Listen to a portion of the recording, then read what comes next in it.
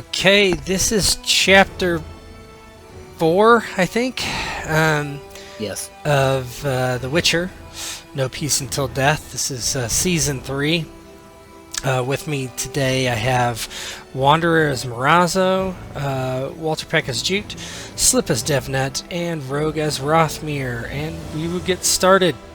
Um, where we last left off was Jute and Morazzo and Devnet and Rothmere and Kraith had ambushed a woman, a Temerian noble of the La Valette family, and killed her guard over the procurement of a letter. Um, that letter, I don't remember if you actually read it or not. We did. You did.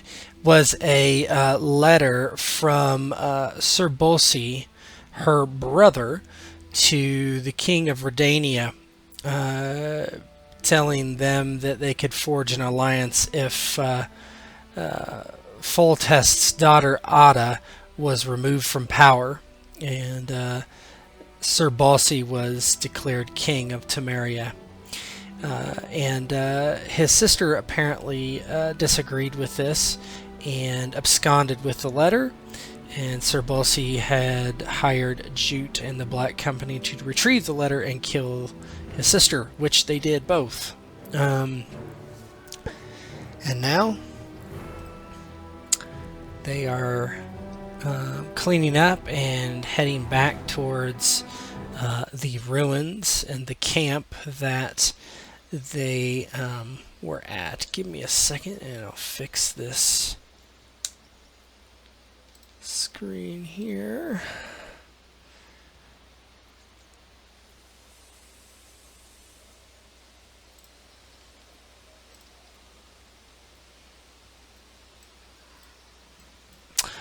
You have sent Kraith back to head back to camp and let them know that you're safe and that you had performed your duty, and you've left the area with what spoils you were able to collect. And I'll let you guys do a little bit of role play here.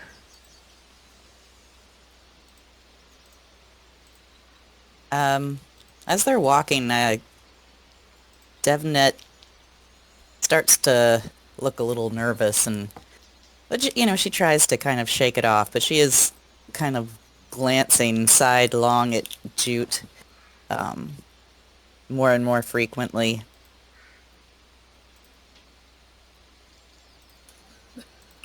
Jute doesn't fail to notice maybe the consternation that Devnet is showing, and after sending Kraith off to retrieve the rest of the Black Company who had made for the river in case their trap had been sprung and they had made north, he walks over to Dev.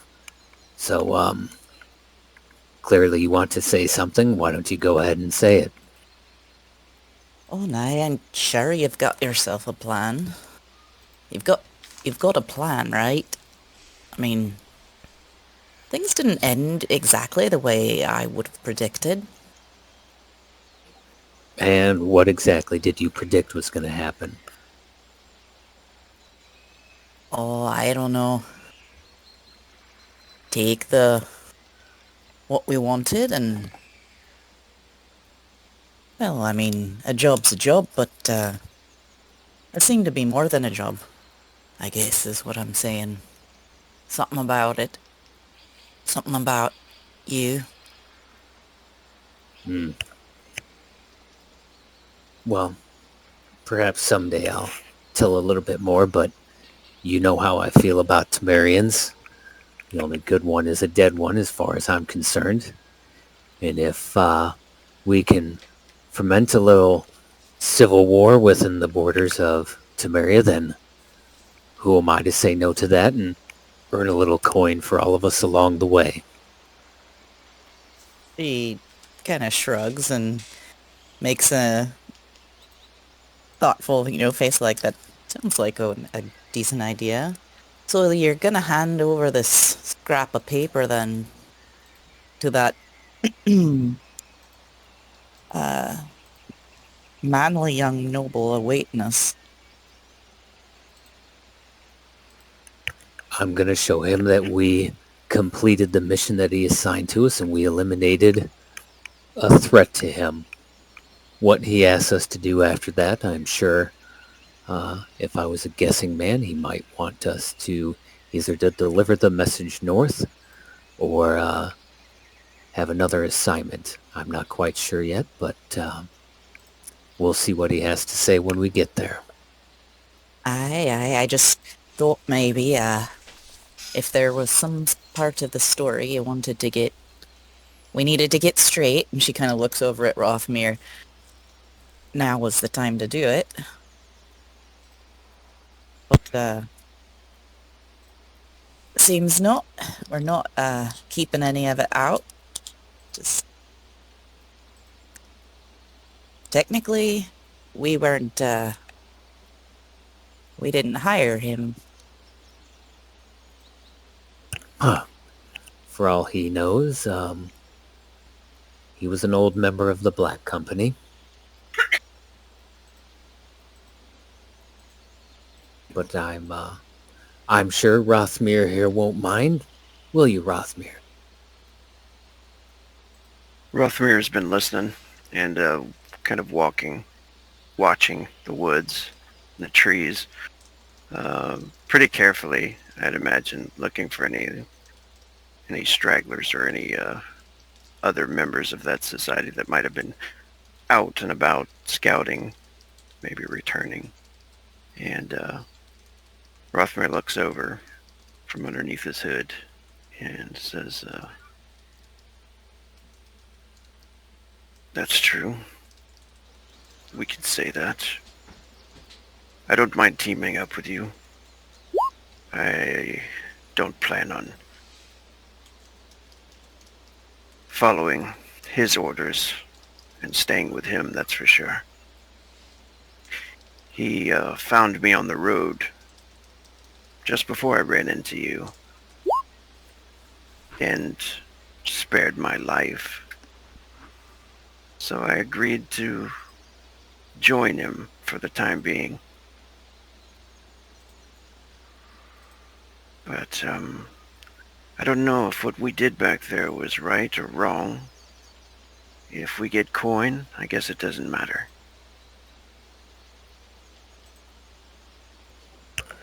I suppose I should ask if you have any problem with me killing Temerians, or if you don't want to be a part of this little game I plan to play. I will not bear you any ill will if you choose to leave, but know if you wish to stay with us in the Black Company, if I ask you to do something that's within the realm of reason, I expect it to be done. He smirks and he says, "Of course, sir." And then he looks ahead again and says, "I don't mind killing Temerians, or anybody for that matter, no matter where they're from, as long as the coin is right." That's what I like to hear. And the coin will flow as we were promised quite the reward on returning this document or parchment to Lord Boosie. Now, you don't, predict that he'll, well, I suppose if we didn't have the rest of the company with us, he'd be more inclined to just get rid of us, considering what we know, but, yeah, that probably won't be a problem. She's kind of thinking about their numbers versus, the nobleman's guards, comparing them in her head. I'm sure the Black Company comes out favorably. It didn't sound like he had a whole army with him. No, I think he just had a couple riders with him. What say we don't even bring up that knowledge, perhaps, and just say that the deed is done? Just hand over the paper like we haven't read it? I'm not much of a raider, to be honest. Yeah, he shrugs and says, then perhaps he would have no reason to eliminate us as loose ends or something. I'm not too worried about that, but, well, the fewer people you've got staring knives down your back, the better. You're not wrong. But I don't think someone who thinks he believes he should be king would bite the hand that feeds him and is willing to do work for the right price. And of course, discretion is something the Black Company is known for, which I'm sure he is going to find out soon enough.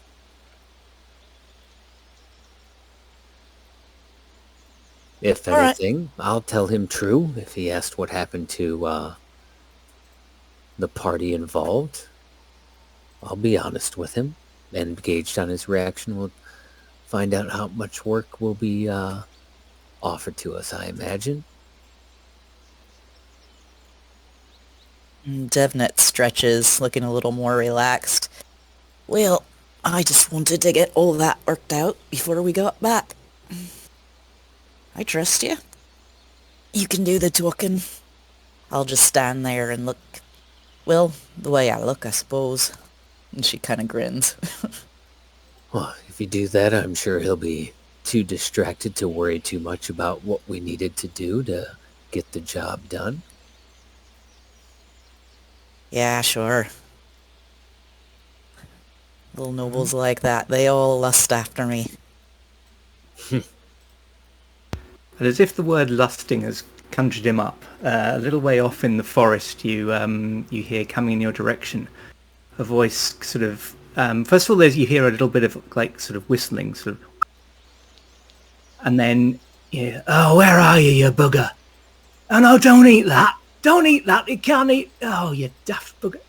Oh, fuck! And then Marazzo comes stomping out the trees with a small lapdog circling around him, yapping excitedly. He's going, will you shut up? Everything can hear us for miles. No, Yeah. I mean, if...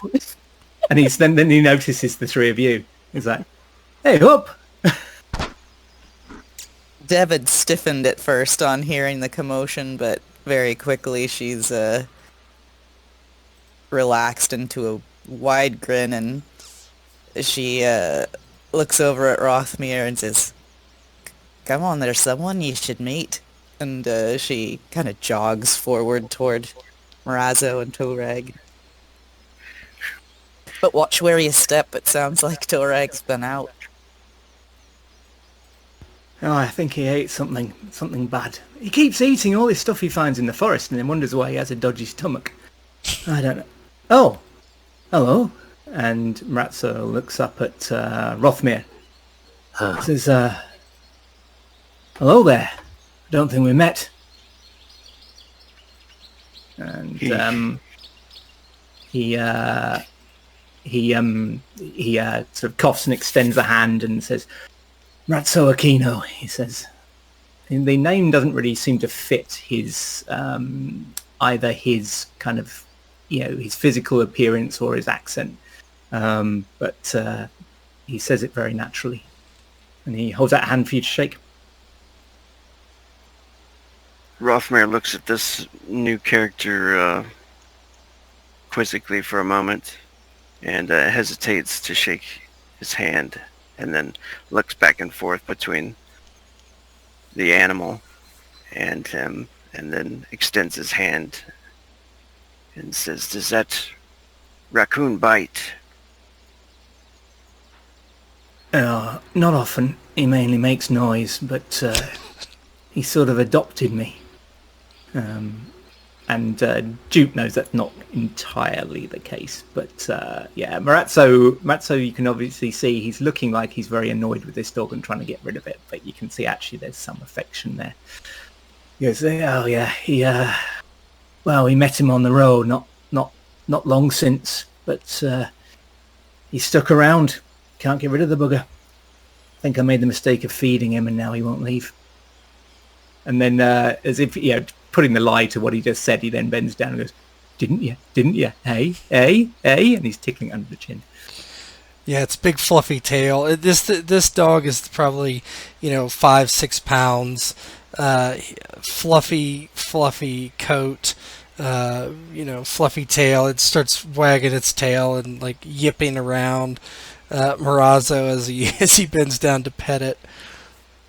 And then it eats like a berry that's starts eating berries off this bush nearby. Oh, Dev notices and she immediately gets down and she starts like getting in the way. No, those aren't the right kind. Those are gonna upset you even more. Better get him back to Camp Morazzo. Speaking of it, you seen Craig? He made his way back there. Well, I got back to camp. This was what I was meaning to tell you actually. But I got back to camp. I came back. I went out scouting, and well, when I got back, the company were being rounded up. Troops everywhere, getting escorted off. They went east. There was no violence, but there didn't seem to be any choice in where they were going. I thought I should follow the other tracks, which led me here. Smart thinking. Escorted by who? And she describes what the little lord's emblems would have looked like. Yeah, you guys can do an assist here, so maybe a lore. Morazzo, you would do the test, and Dev, if you have any lore skill, you can add that as a benefit to his roll.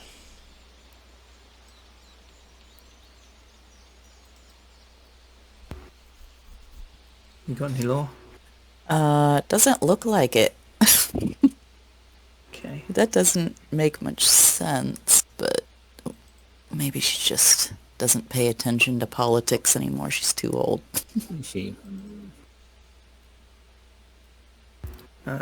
Yeah, Maratsa's not very good at politics either. He's always avoided it. So We'll just do a challenging roll, so 21. Okay. Yeah, you have absolutely no idea who they were. You don't know. You don't recall seeing that banner, but you weren't really paying much attention. Toe Rag was bothering you at the time. You were trying to keep him quiet. They were heading off into the east, so maybe it was early in the day, and they were kind of silhouetted a little bit, and I couldn't make out much detail or something. Is the Lavalette like rally point or castle where we were going to meet him to the east as well? Let me see. I'll tell you in 2 seconds. Oh, wow, I have a lower point. Yes. Yeah, you would know. You were with him. Yeah, it is to the east. It is the Pontars to the. I think that's the Pontar right there. Pontar's to the north. Yeah, the isn't Pontar's to the north. What is this river that goes south? Anyway, you're on the west side of that river that goes south. If you want to see the map real quick. So you're like right here-ish. So you would go east to get to this castle, the La Villette Castle, and then there's this river that goes south. So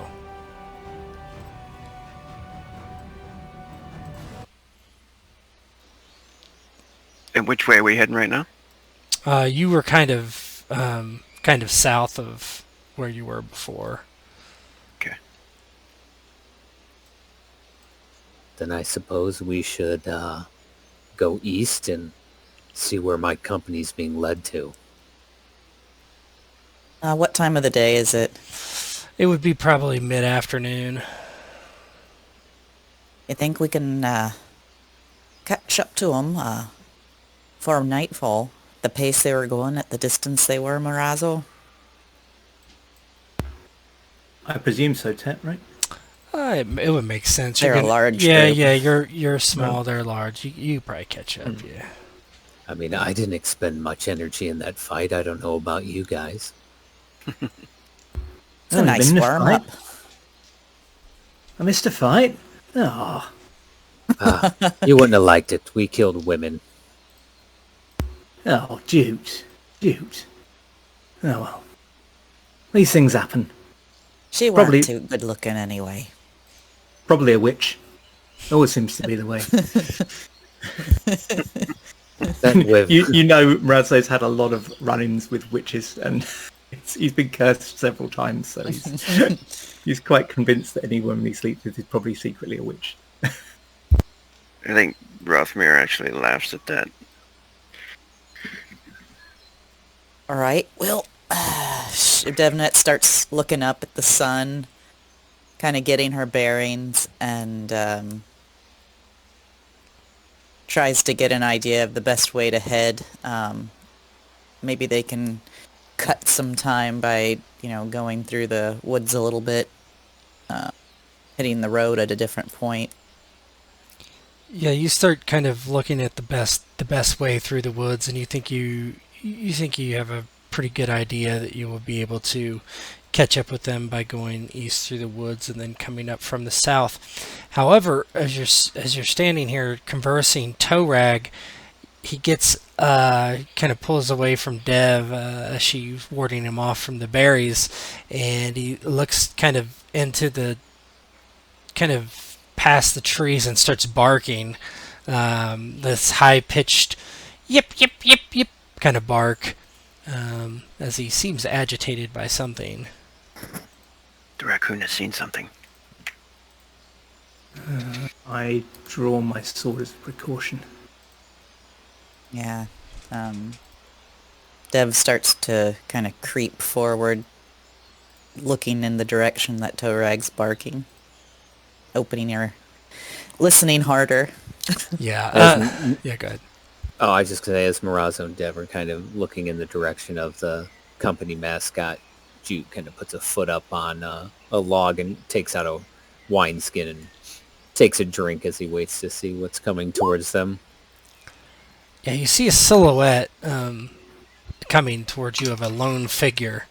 And as it gets closer and closer, you make it out this pale visage of an elf coming closer and closer. No blood on the face as depicted, but the eyes are red and the skin is pale and the hair is white.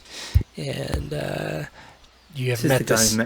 Yeah, you've met him before. I think maybe not all of you, but Jute and Marazzo certainly have. I've met him, but not Rothmere. Razzo says quietly under his breath, "Oh, this bugger again." Devil just wave. Oi, Temerian was it? That is I. I see you are in a precarious position. Well, the rest of the block seem to be. What do you know about it? Oh, I watched them get taken away. Your friend returned, and about that time, another group came, rounded them up, and skirted them off. Can't say where they went. I was told east. Do you know who they were? I do not know the peoples or the politics of this land. What did they do about the little guy, the little one that was giving us our orders? The one who was supposed to pay us? I don't know who that is, but it is good fortune that I have found you, because I believe the winds are high, and you have something that could take you where you need to go. Don't you, Jute? I do. It's safe and sound, and he kind of pats a sack that he has on his side here. Well, And what exactly do I need to do to make this happen? Remembering what Kraith had said about it. oh, I can help you. You only need to give it to me for a moment, and I will open a portal for you. Can I read this guy? Yeah, that's what I was going to Yeah, say. you guys can read person. Yeah, I'll do that too. See how bad we can fail this. 21 is what you're looking for. Ooh. What is that? Oh, that's social. Yeah. He's just too odd to read. He doesn't have much of a expression to his face. If he's lying, you don't know. Yeah. You don't necessarily believe him or not believe him. Oh, mine would have been a little higher, Okay. so I get three more, but it still wouldn't be Yeah, enough. that's still a failure. So tell me, Temerian, when you open this portal, you're going to promptly hand this device back to me? Yes, of course. It will stay open for a few moments for you to go through, and then when it is open and fully open, I can give it back to you. You will be seeing me again. It seems I see you all the time anymore. Have you come across any more of these cursed homes that you warded back at the village? No, there's not many other homes here. I have been looking around. All your cultists are dead, from what I can tell. At least locally. And I followed that one in the yipping animal. Thought it might be interesting, and that he would bring me somewhere, and somewhere he has.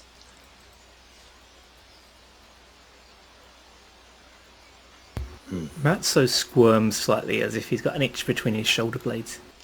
I've been through a portal. No, did I go through? Yeah, I did. I've Yeah, been I'm sure. through a portal You definitely once. did. You and Zavis did. Yeah.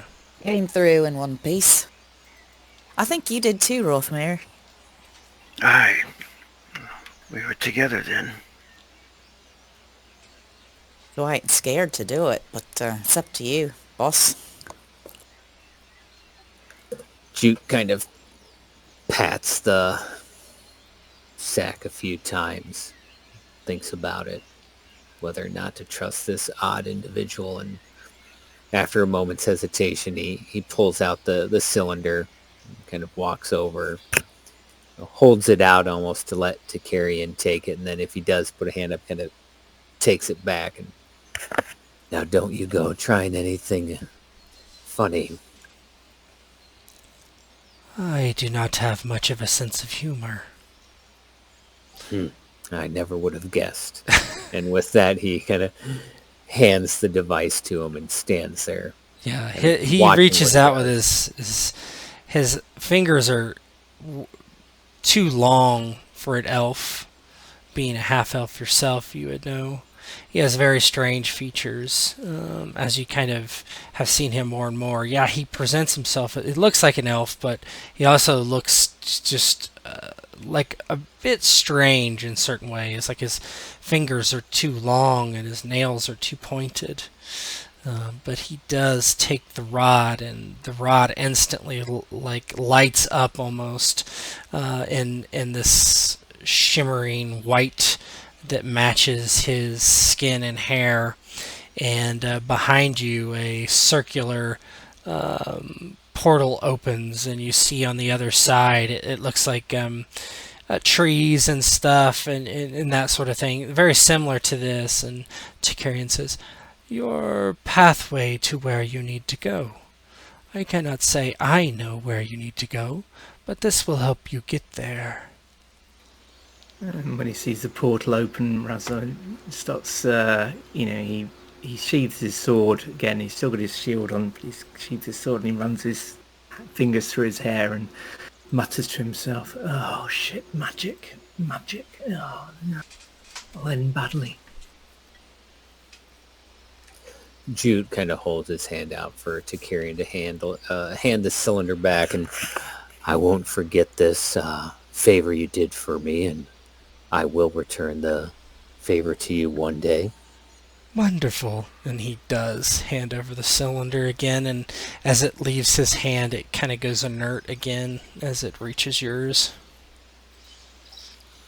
Jute kind of makes a note and puts it back into the bag he has on his hip there. And well, then, if you won't be joining us, I suppose I'll see you later. And with that, he just kind of leads the way and goes through the portal. Yeah, Rolf will go through. Yeah. Sorry, after you. No, you go ahead. Dev kind of just waits for Morazzo and Torag. Yeah, Mrazzo picks up the yipping dog. The dog doesn't seem particularly keen on going through, and Mrazzo no more so himself, but he kind of takes a deep breath, closes his eyes, and steps through. Yeah. Devnet walks toward the portal and gives Temerian kind of a last questioning look. And then waves and hops Right through. before she goes through, and everybody else is already through, he says, "This journey will be specifically important for you, my dear. Good luck."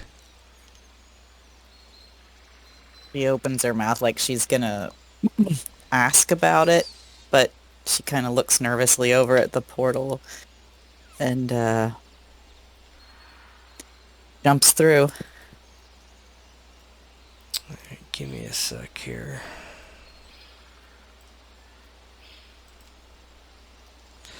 Guess your tokens were spread out all over the place.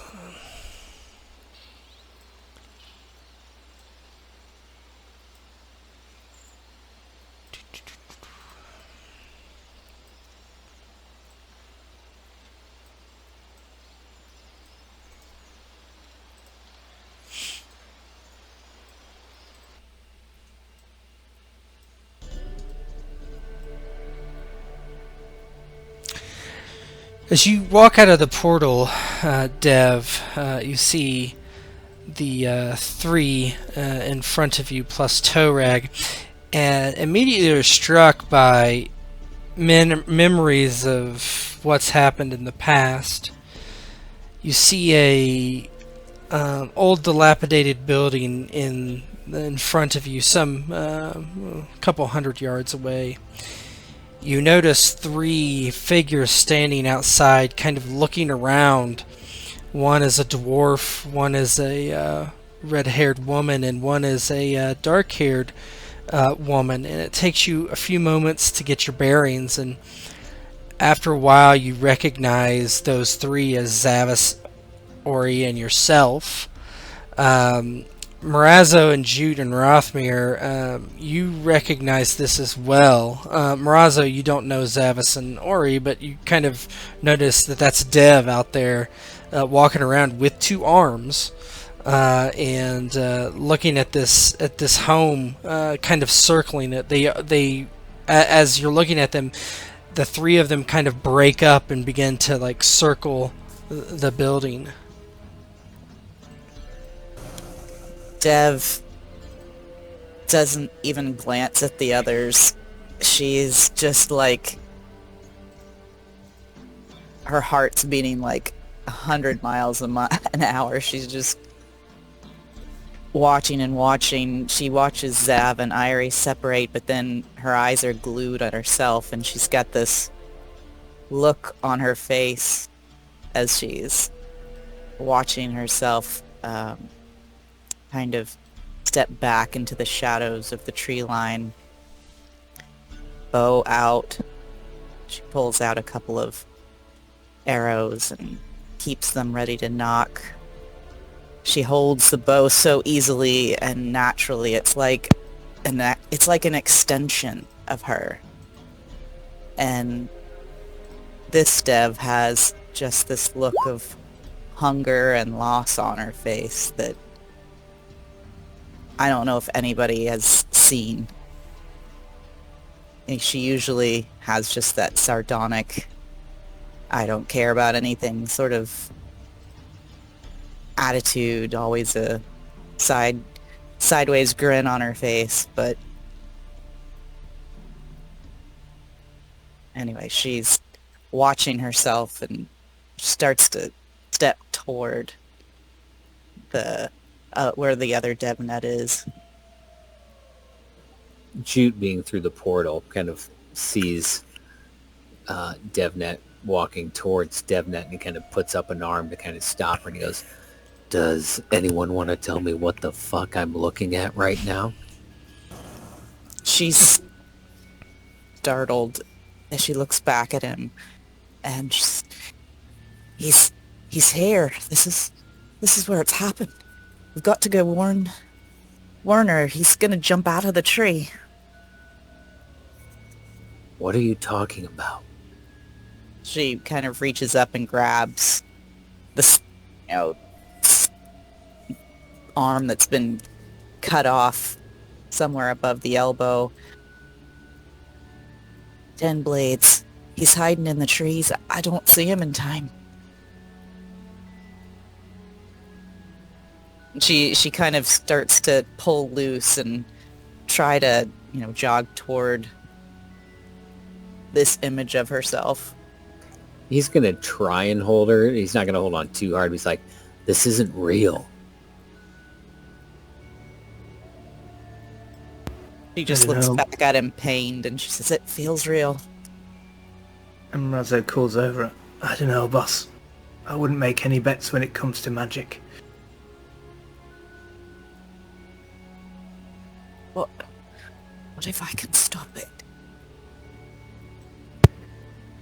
And again, she's kind of reaching up and clutching at, the right arm right above the elbow. Just come with me. When Tinblade shows up, we can take him. How far away is this trio of Zavis, Irie, and they're kind of all Young splitting Dev? up and going around the house. The house is probably about we'll just say about 50 yards right now. And 150 Jute looks to Jute looks to Deb. "You said he's in the tree?" She looks in the direction of where Devnet went. I never even saw him, but he's somewhere up there watching me. Jute kind of puts one hand on a blade on the crossed sheathed swords on his back, and, "Well, let's see if this is real or not," and just kind of yells out, "Oi, you stupid bitch, there's a killer in the tree," yelling towards the direction of young Dev. you yell, and she actually looks in your direction, but it's almost like she doesn't see you, or maybe she just heard something faint. And as you kind of are looking, both of you see this figure in the trees, and it's looking right at you. And it's dressed as a clown with motley, a jester, and you see that in his hand is a blade, and he just shakes his head like at you, and takes his finger and like wags it in front of him, and you hear him say something. He's like, "That's not very nice. Ruining my kill." You're gonna get yours, Devnet says, jogging forward. One way or another. Do you mean drowned in the mud? I do. Or I can take care of it myself this time. I doubt it. Do you know that we all get second chances, and this is mine? She has just this snarl on her face now, and she's grabbed a couple of throwing knives, and she's ready to throw them as soon as she's in range. And she's also shouts, "Oi, Dev! Look up!" Yeah, she's looking around like she hears something, but it's not registering what she hears, it appears.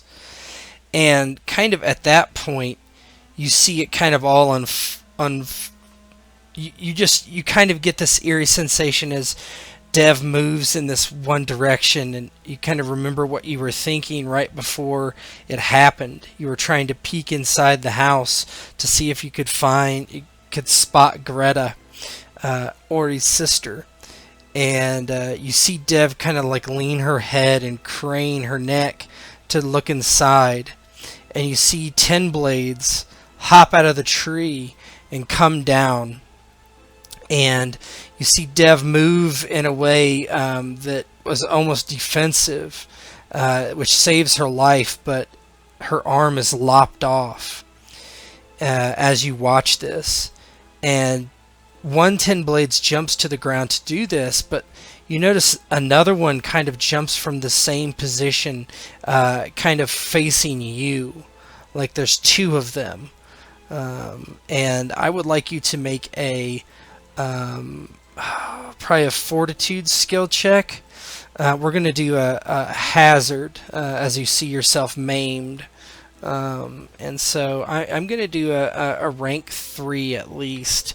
So it's going to be 5d10. So let me roll it. 5d10. Keep 3. Oh no, 2. This is power level 2. Okay. No. Keep what? What do I keep? Do I keep the... I keep 3. Okay. Here we go. Alright, so you need a fortitude check against a 35. You can spend fate if you want, or whatever you need to do. Need to hit 35? Yeah, you need to either go higher or hit it. Well, if you hit it, it still does damage, but it's not going to be... Alright, let me look at what my fortitude actually is. It's under will, so it's a mental. Yeah, that's not one of my good ones. Yeah, I'll burn... Well, no, you burn it and it's gone forever, that's right? correct, yep. No, I'll just spend it. Okay, so give yourself a benefit for whatever you're spending.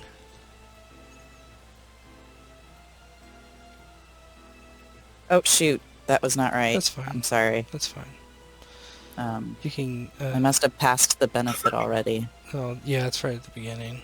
You can just roll d10 and we can add it. Okay. See if it matters. No, it's not even going to matter. 16 versus a 35, that is... Well, 18 versus a 35. Well, the benefit doesn't get counted, right? It's just... Oh, yeah, that's right. Yeah, so... 3 highest. Yeah, so that's 19.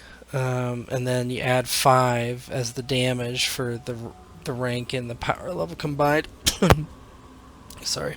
So that's 24. 24 mental damage. Let's see what we got here. My mental defense is 10. I don't know if that matters. It does not if you're rolling. Okay. So 14 is what matters, and we said that was what? We said 24, right? So that's a mental wound that you take. And let me set that up. Mental wound 24 level success. So how does that actually impact you seeing your arm cut off, bringing back all these terrible memories? She had been running that way, and I think she just stops in her tracks and watches in horror again, kind of reliving what it felt like. And then she roars with rage and runs at 10 blades. I think she'll still throw at him, but she doesn't look like she's being very cautious. What are the rest of you doing? Jute is running after Dev. Two swords, both swords drawn. Rothmere, from the moment they stepped through the portal, he started to realize, after seeing Dev and like a replica of her walking, and the look on Dev's face, I think he started to get a little bit nervous of this situation, some unnatural situation. So he immediately tried to slip into some shadows, and if he can, he'll try to get a sneaky position on this guy. Mm-hmm. Razzo was pretty uncomfortable in this from the start. He's had terrible experiences with magic, and this one looked set to be similar, and now he's seen Devnet's arm cut off. He's gone like, yeah, this is every bit as horrific as every other experience of magic he's ever had. So he was hanging back, but then he saw Jute rush in, and he's just like, oh, the boss is going in now. If I don't go, I won't get paid. So he starts following him. Okay. He doesn't look happy. Yeah, give me a second to set up the map. If you want to take 5 minutes or whatever, Sure. this is the time, I'd say. Okay. Cool. Yep, I'll be right back. Torag barks. Cool. I'll be right back.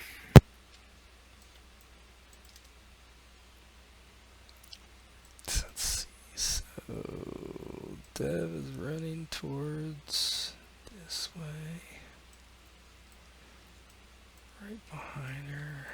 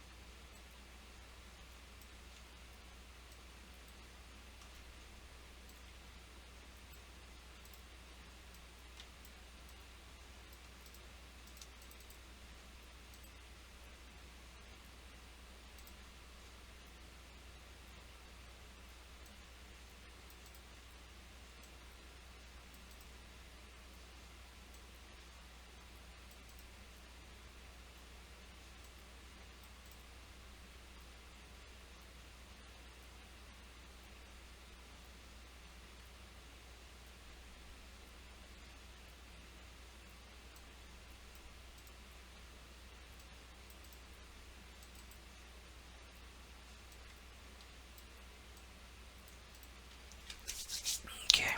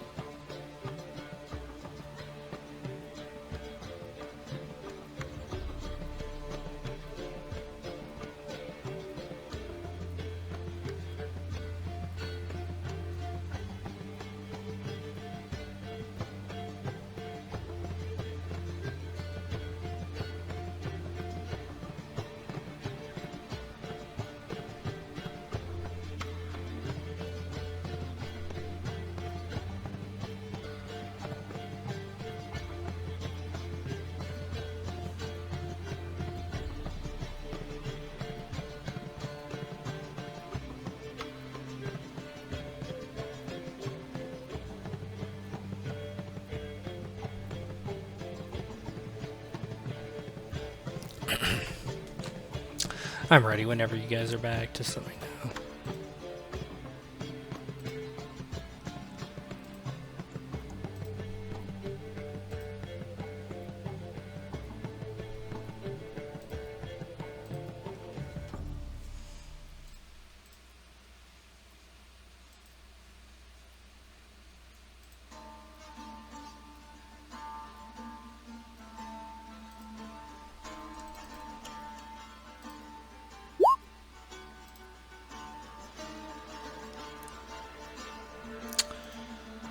Looks like initiative is clear if you want to roll it.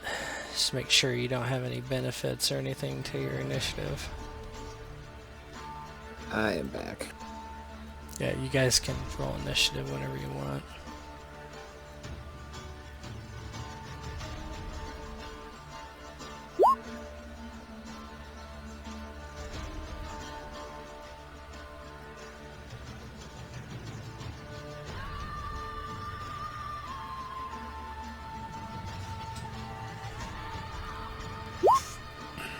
Damn.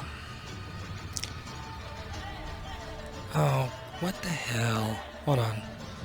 Give me a second here. There we go.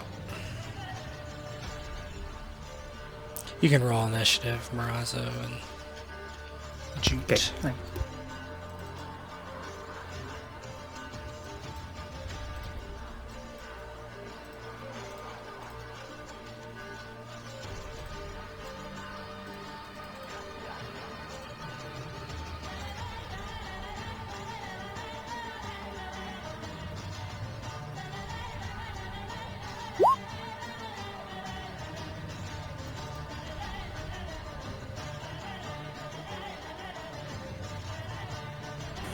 I actually rolled my initiative wrong. I should have gotten a benefit. Okay, just roll d10 and we'll see if it matters. Oh, I can't tell because it's... Yeah, just go ahead and re-roll. Or keep it. It's up to you.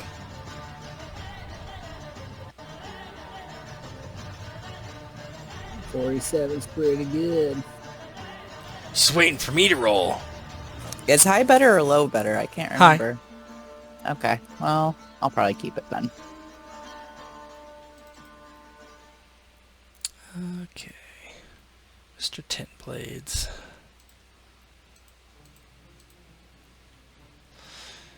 As you guys are standing there, you kind of hear this kind of strange, hissing sound, and you see these floating apparitions come out of the house. Need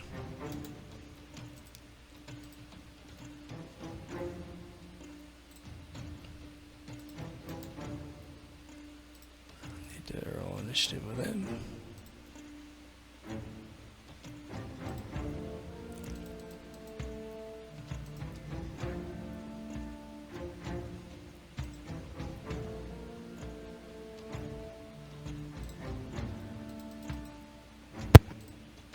Oh, add a level 1 bonus to set a skill chip when determining initiative and using reactions as a skill.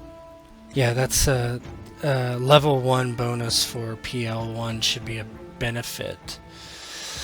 You can re-roll with a benefit if you like. It's up to you. Alright, yeah, let me try that. Okay. Is .27 pretty garbage? It's not that good. Yeah, let's do it. It's lower than everybody else, pretty much.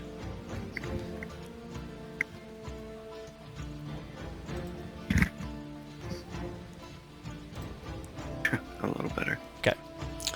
All right. So, let me before we get going here. So that ghost is going to be up first. Hold on.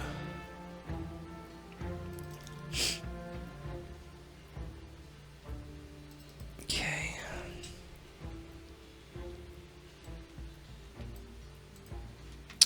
Should I make a hidden check or anything, or? No, you're not. You might be hidden from 10 blades, but Okay. let's see. Well, sure. Go ahead and make a sneak check or stealth check. We'll say it's a hard, so you need a 29. Alright. I have wary. I don't know if that's going to help. What does it say? Um, What is where? Add your perception skill rank Yeah. plus PL to all stealth Then checks. do that. Yep. Okay. PL is 2. I don't know what your perception is. Perception is...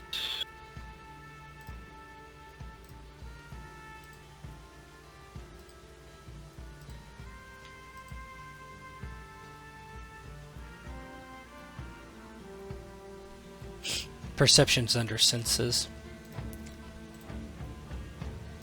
3. Okay, so you'd add a total of 5 to your roll.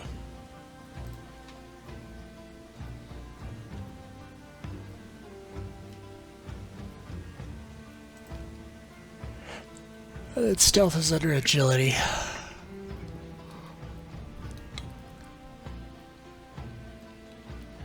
Yeah, you're hidden in there.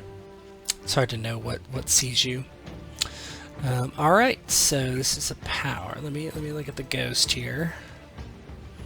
These are the ghosts from the core rulebook, PL2 ghosts. So I would want to do that one first. Oh, let's touch. Come on. 1, 2, 3, 4, 5. It moves over to you there, Morazzo. This flying specter flies over you. Ooh. And Dev, you're up.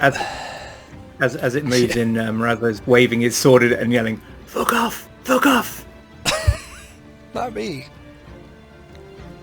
All right, Dev. Dev's just gonna throw. Yeah.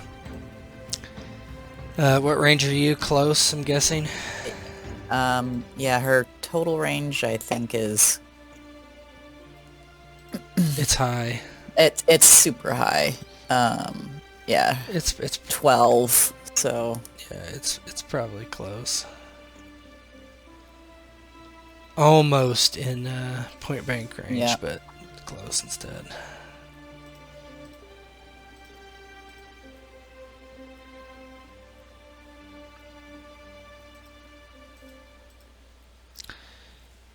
Just normal attack, I'm guessing.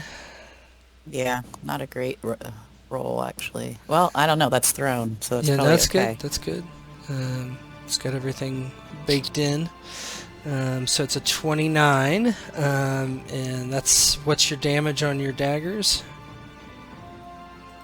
They are 2, Okay. and she also has mortal danger on those. Yeah, and piercing. So we got a 29, and his armor that was a torso strike.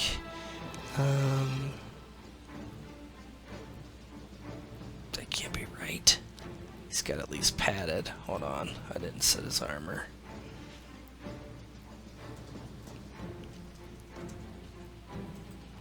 It's not gonna matter too much, but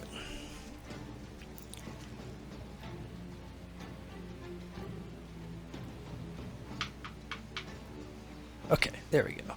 So it's 7 on the piercing. So you hit. What's your dex score? Or 5, it's I think. actually agility. 5. 5. Okay.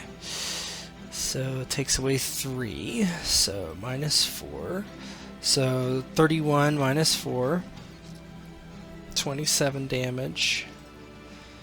And let's see what that's going to do. That's definitely a wound and injury. Let me mark that out. So how does it look as you throw this knife into his chest somewhere?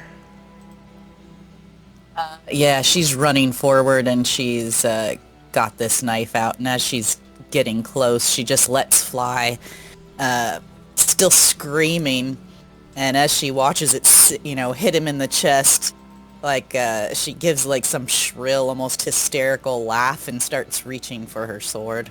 Well, she can throw. What's the penalties for throwing in close range? There is no penalties. He just can dodge them if you're adjacent. Gotcha. Yeah. So making sure that everything happened here. Yeah, like it's good. Your wound hardship was a -2, and then the range hardship was a -1. Just a very good roll for you. All right, Ghost 2. flies out over this brush. 1, 2, 3, 4. Not you, because he doesn't see you. 5, 6, 7.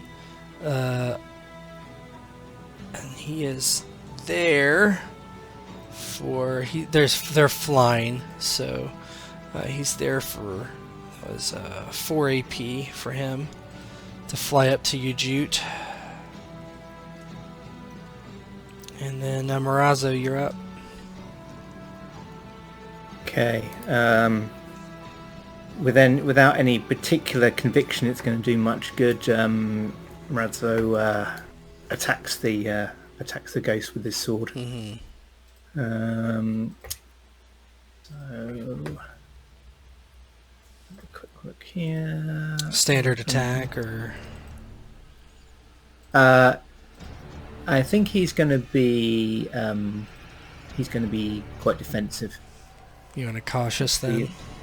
Yes, please. Cautious is with 1 hardship. Okay, thank you. So I get a benefit and a hardship then. 1 benefit, 1 hardship. 43. That's pretty good. They don't dodge, so 43 is going to hit, and that is actually he would need to make a death roll. Hold on. And I've got mortal danger. Yeah, we'll see if that matters. Let me see. They've got this special thing. Okay. If you're hit by an attack with bludgeon piercing, you may take an injury instead of wound automatically. So yeah, it's going to take an injury. So it just takes an injury instead because it has Incorporeal 2. So that's one of the things it can do, is instead of taking a wound, it just takes an injury. Okay. So I guess my mortal danger doesn't. no, take not effect. on that one. So it takes an injury. So you hit it. Describe how it kind of like goes through it. Yeah. So Razzo is mainly staying behind his shield and trying to. He's not really relying on even the shield to stop it, but he's kind of moving very cautiously and trying to make sure he can dodge any attacks. But when he sees an opening, because it's not really defending itself, he actually just slashes straight across its torso with his scimitar. Yeah. And it doesn't really seem to take much effect, but he thought it would feel like going through air, but there is a sense of something there. Mm-hmm. It did something. So remember, you get 2 benefits on your next defensive action, and you have a +5 on your base defense currently. Great. And I get one benefit normally, so it'll be 3 benefits. Yep, perfect. Rothmere, you're up.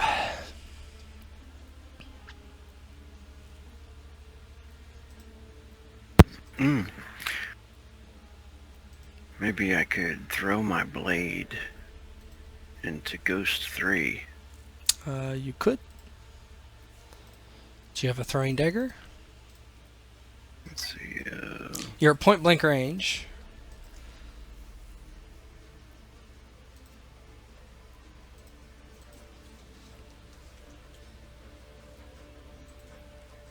All right. It's written in as a short sword.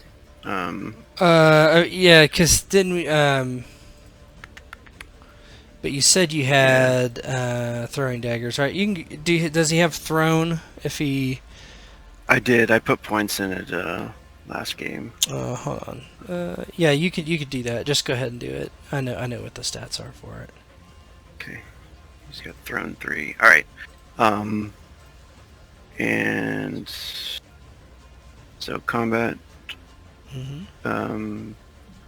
Click on short sword. No, don't do that. Use the skill. Use thrown. Okay. And does this do anything with being hidden right now? No. Okay.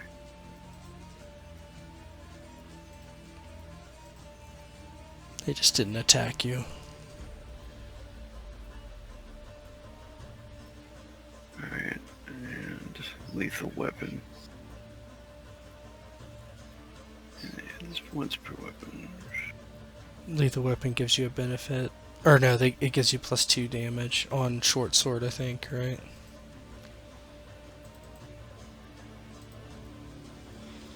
I'm looking at your abilities. Lethal weapon 1, short sword. Yeah. Yeah, just use your thrown skill and then target him, and we'll see if you hit. Any benefit? Not that I'm aware of. Additional mods? No, I don't think so. And point blank? Yeah. Wow, that is a really minus his base defense is why. So 9, and then that'd be +2. That's enough to give an injury, because it doesn't have. So it also nicks this semi-transparent, incorporeal creature. How does it look? Yeah. Yeah, that dagger comes flying out of the trees and slices it across its back. Dagger keeps twirling into the woods. Oh, 10 blades, what are you gonna do, friend? You're too far for a lunge. I think you're too close for a charge. Yep. He says, fuck. Yeah. Fuck. Sounded so cool a minute ago. Let's just see what this guy has. Yeah, that's what I thought.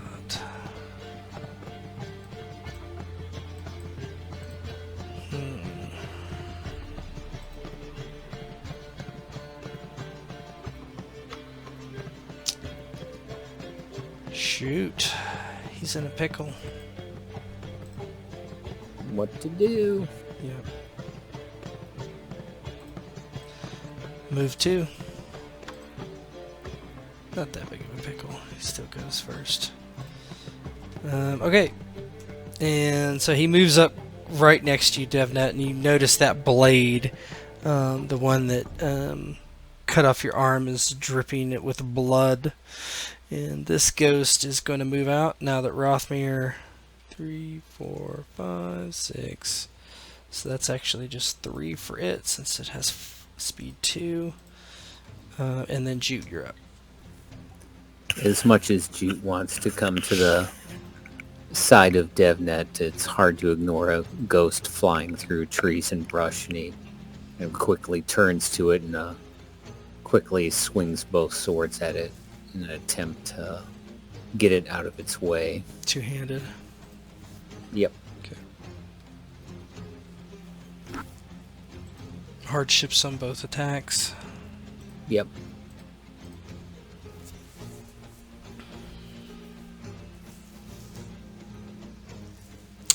$51. Wow. I get to re-roll those 2 ones. Do it. Got to beat an 8. Think I'm gonna get it.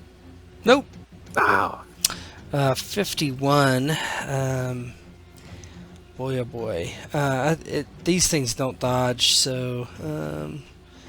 Now, does Bane count on Bane monster count for ghosts? Or They're is that not separate? monsters. They're undead. I didn't think so. Yeah. So let's see. What did I say? 51. What's your damage on that thing? 4 with breach 1. Yeah, they don't have armor. Oh, I got too many damn things up here. So they have 26 base defense.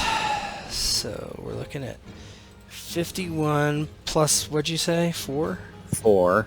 That's 26. 55. So that's total of 29. That is enough to make a death roll. They don't make falter rolls because they're undead.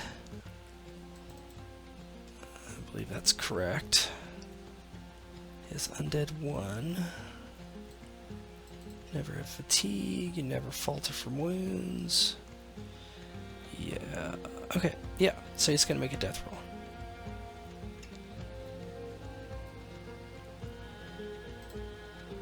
Oh, it takes an injury. This one hasn't done it yet.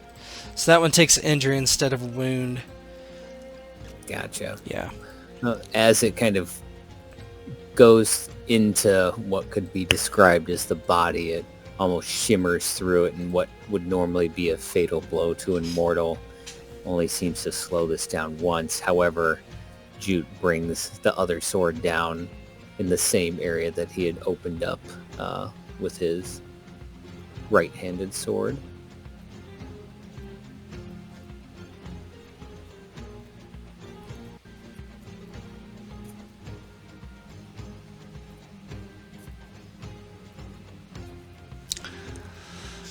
Was that 2 1s? Yeah. Gotta beat a 5. Why is it at minus 19? Am I missing something? That is... I don't know. Let's see. Do you have a wound somehow from last time? Probably. You do not. Minus 19. It says I have 2 wounds on here. Or no, that's threshold, sorry. Just to roll it again. I'm curious. Was it on the other roll? Let me scroll up and take a There was look. a minus 9. So there's some hardship. Oh, okay, yeah, I thought that was... Okay, it exploded, that's all. That's the hardship for a two-handed attack. Oh, okay. Yeah. So it's just really bad. Alright, okay, so let that me makes roll sense. those 2s. Hold on here.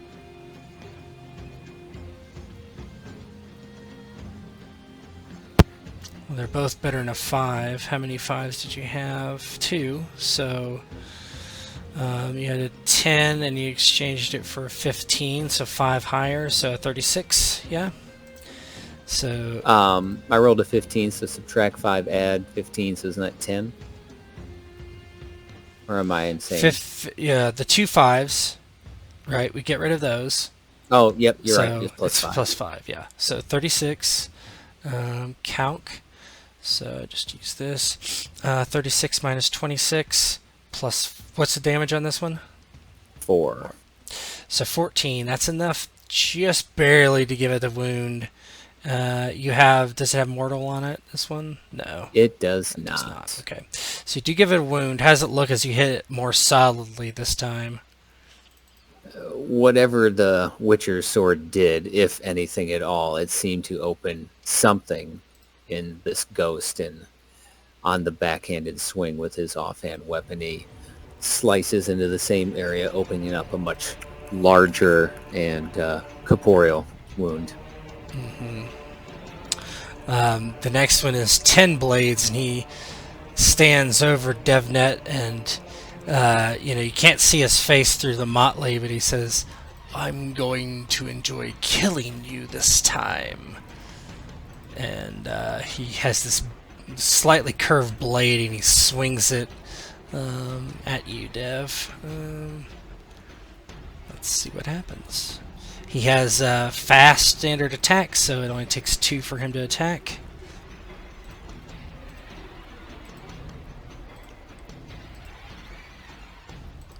With his Viper Sword. Let me make sure I don't have any things, because hard to hit, artist, duelist, unique item. Nope. Okay.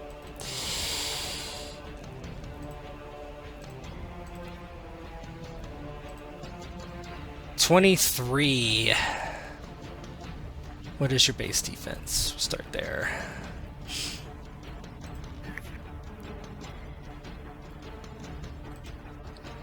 If you're talking, you are on mute.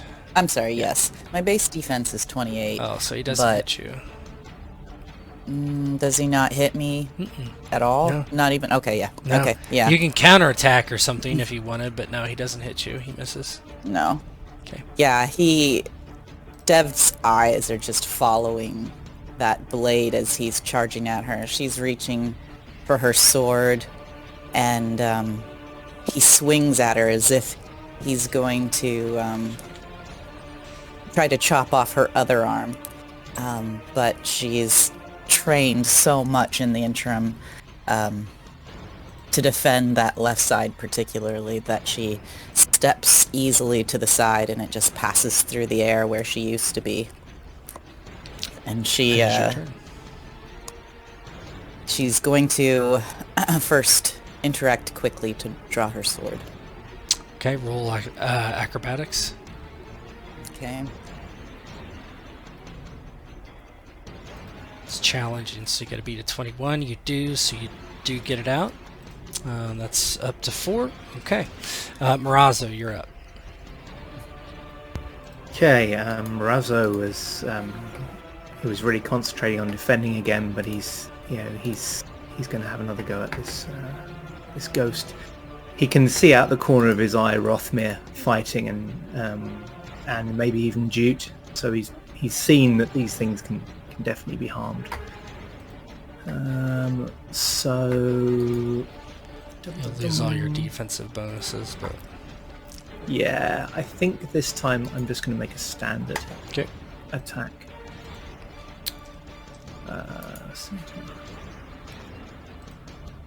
Oh, I'm sorry, I need to do that again. I've got to have the benefit. 33. Alright, minus 26, so that's 7. What's your damage is 5, so minus 3, so that's a total of 9 damage. That is an injury. So you nick it. Yeah, so again, yeah, he's getting a little bit more confident now, but he's not going all out at this. He's trying to sort of slowly injure it the way he might wear down a mortal opponent, but he's not sure how it's working with this thing. Rothmere, you're up. Right. Rothmere's gonna stab this one. This one just comes up to him. Mm-hmm. And as it flies up to him, he's gonna use the other blade and... Yeah, go ahead and use your short sword on that. Oops.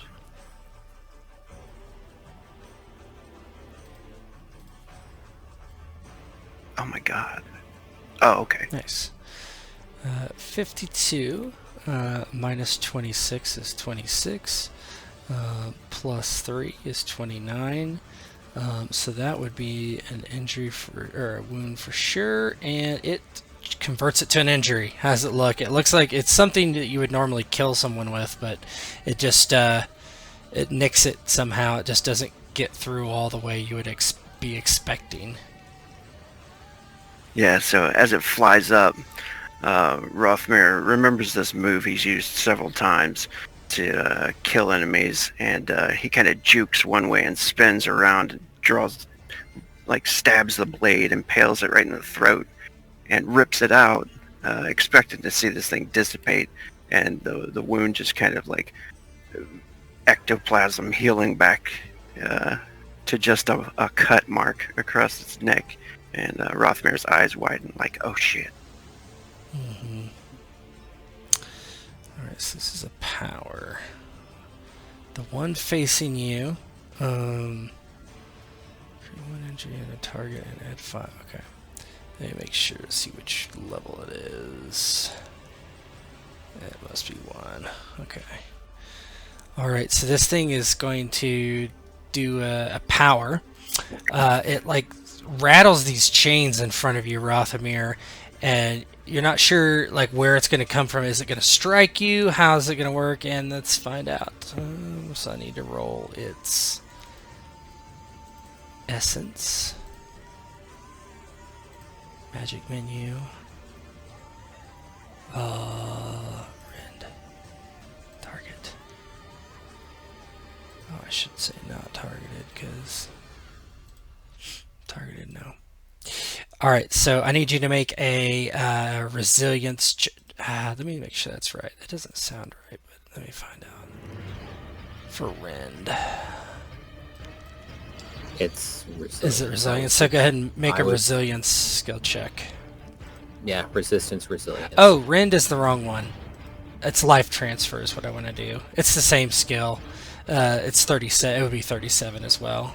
But let me see what the Resistance, fortitude. it's fortitude. For life Yeah, transfer. it's fortitude. It's doing life transfer. I have something called mental conditioning. Add 1 plus PL to your maximum mental defense. Yeah, that's not. that- Nope. This is magic. Oh.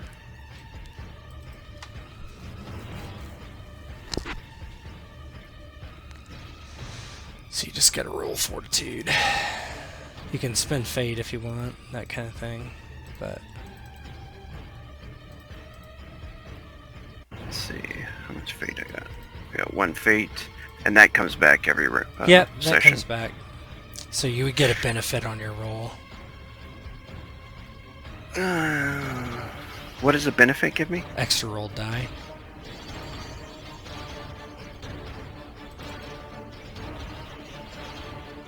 Yeah, let's do that. Gonna be to 37.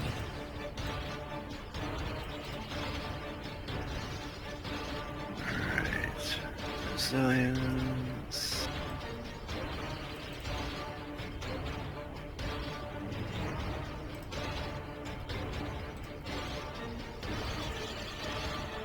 Shit, sorry, where's resilience? It's under willpower. Or no, it's not resilience. It's fortitude. That's rend. We're doing life transfer. Life transfer is a different one, but they roll the same. Here, I can show you jeez. what it does, but hold on. Yeah, so that's a failure. So you take an injury. So yeah, you start feeling extremely weak, and you feel like these small like pock marks begin to pop up all over your body suddenly as this thing begins doing something to you. You're not entirely sure what.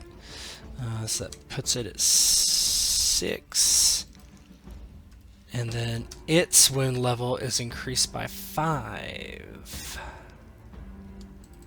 for the duration of the spell, which is 3 AP. So for 3 AP this happens. You have an injury for 3 AP. Let me see. What? Okay. He starts to stagger, and the sound of the chains, and sees these marks coming up on his flesh, and says, "My blade went through the creature. Our blade's not doing anything."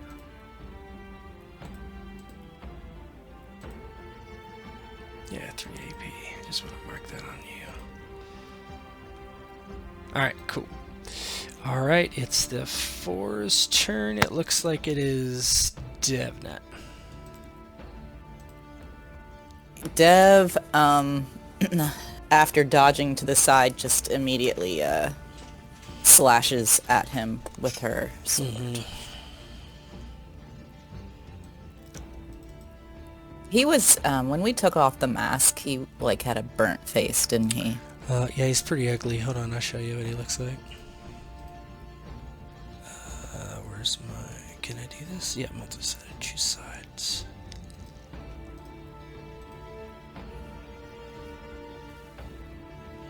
Was it burn? It's like almost scars, ghoulish. It's hard to tell. It's not burns. Okay. She strikes at him, saying, "I'm going to kill you with my left hand, you ugly freak." Alright, 58. God. Okay. He has a bunch of things here. See, that's the problem with him. He hasn't gotten any better since he died. But I have. I've spent XP. So he has duelist, and then he has his unique item. So let me see here.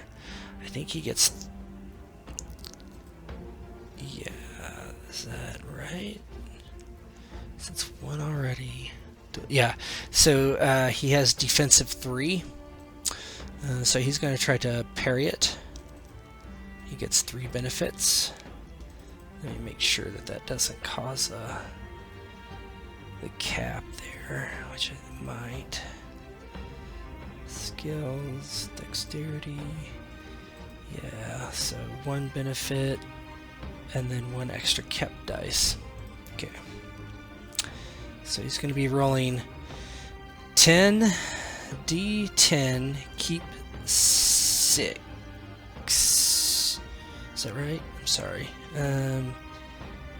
Yes, keep 6. Okay. Plus his wound hardship. Yeah, I'll and then whatever that is. I'll just do a negative. I'll just roll that separately. Just keep, so 62 minus or 10 1d10. Doo-doo. Whoops. Minus 7, 55 versus. What about the injury? What does that do? Does he have an injury? Yeah, he had a wound and an injury. Then it would be -3. He does. So it's -3. So it's -10. So it's 52 versus a 58. That's a hit. 52 versus 58. Okay, -3. Breach. Yeah, breach. Breach just halves all the armor, right? So it's slashing. What's padded on slashing? I don't think it's very good. Padded on slashing is 7.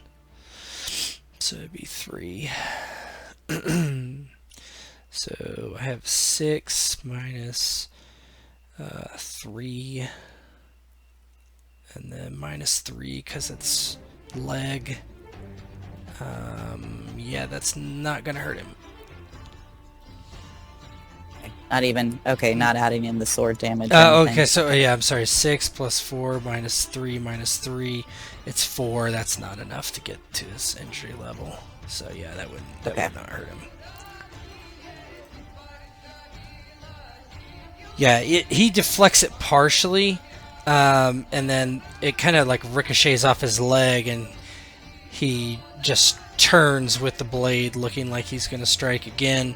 And the Ghost 2 goes. That's facing Jute, and it is going to make. Wait, does he get 1 added to his parry? He does. Thank you. Sorry, the little things are going to make a difference. You're absolutely correct. Ghost 2 is going to use life transfer on Jute.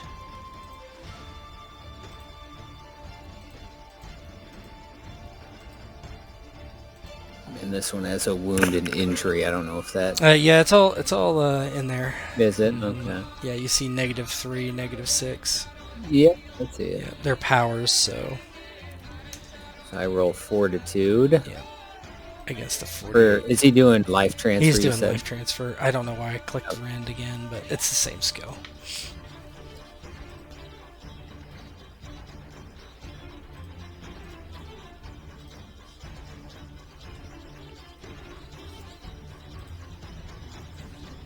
Holy. Is he rolling 9d10? The thing? That would be, he's rolling, technically, he is dropping 4, so yeah, it's a 9 D10 keep 5. Oh my gosh. Talk about some Almost. nice freaking, yeah. Oh, wow. Yeah, it's just a tough one. Okay, so you take an injury for a while. For 3 AP, I'll set that up real quick. And then put 3 AP on you. Damn, that was a good roll, too. Yeah. Shoot. Its wound level is bumped by 5. Oops, wrong one. Sorry. Okay, 18. Cool. Alright, so now it's 10 Blade's turn. No, it's Ghost 3 turn because he parried. So Ghost 3, facing Morazzo, is going to do the same thing. It's going to life transfer.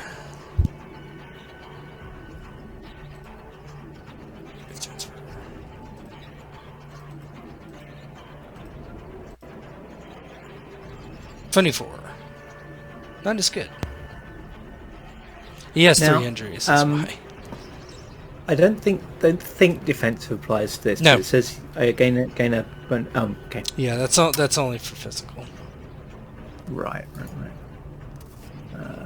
Okay, so I roll fortitude. Yeah. Okay, if I can find it. Fortitude is under will. It's mental. Thank you. Yeah, will, something Raza doesn't have. Yeah. Yep. Okay, so you take an injury as well. Yeah, you feel it. You're feeling like these small cuts, like burn into your skin, and yeah, increases its thing. 218. And that was goes 3. So it's 8 now. And now 10 Blades goes. 10 Blades is going to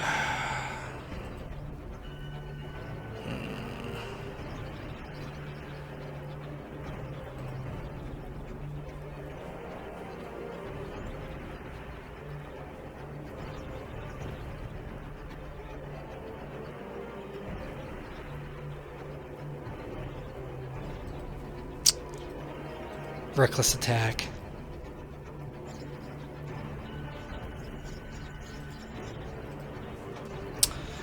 It's 4 AP. Actually, no, he's not going to do that. He is going to aim once. Put him at 6 AP. So he's aiming once. And then it is Jute's turn. All right. He kind of feels his life force maybe ebbing a little as he sees like little weird abrasions and cuts over him, and knows it clearly has to be the work of this apparition, and continues to swing away in an attempt to send it back to wherever it came from.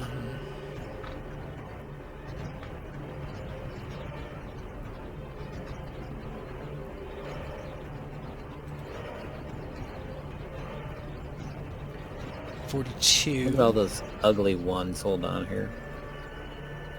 Yeah, you get to roll 3 of them. Get a 5 or higher, you change it. So you did.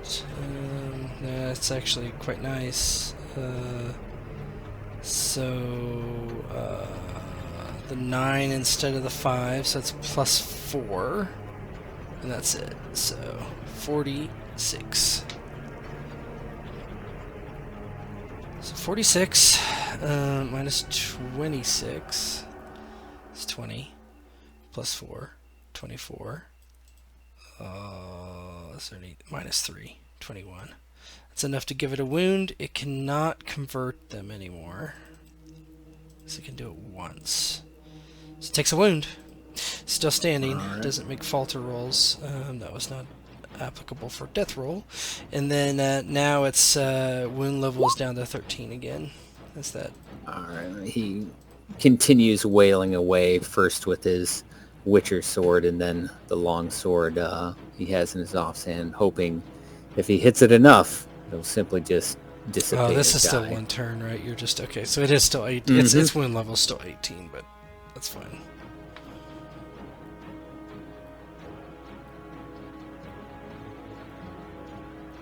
No ones either. 37 minus 11 plus 4, that's 15. That's going to be a injury because of the increased wound level. So it is an injury instead of a wound. As you cut into it, but it's just whatever it's done has bolstered itself. And we are at the 6s, and I believe it is going to be Morazzo's turn. Okay, so Morazzo, feeling this kind of supernatural attack, realizes there's no point now, fighting this as he would a mortal enemy and trying to defend against blows. So he's going to go all out with a reckless attack. Okay. It's 4 AP. You get 3 benefits. Okay, and I get an extra one anyway, so... scimitar for his cord, so 4 benefits. Oh yeah. 79 minus 26 is 53 plus 5. 58. That's not gonna matter. Is it more than double? 58. So its mortality threshold is 36. So 58 is what I came with, plus slashing. It doesn't have any armor, so it doesn't matter. So 58, death roll. It needs to make a death roll. Death roll, death roll.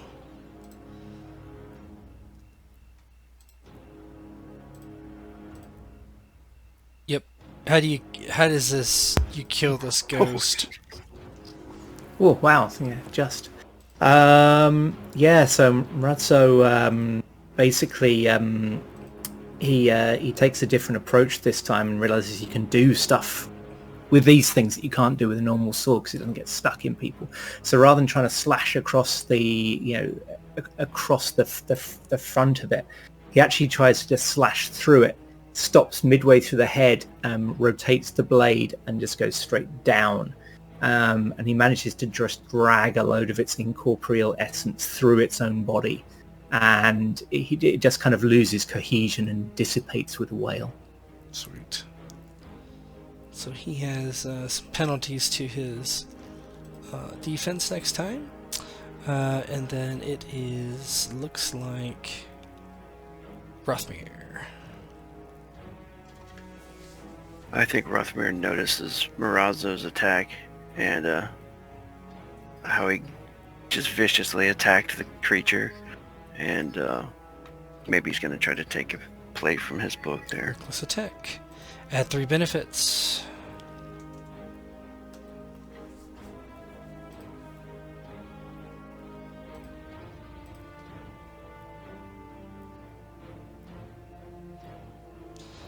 $44. Okay, I don't know what this thing is, but 44 minus 26 is 18, plus 3, 21, plus 5, 26. That's a wound.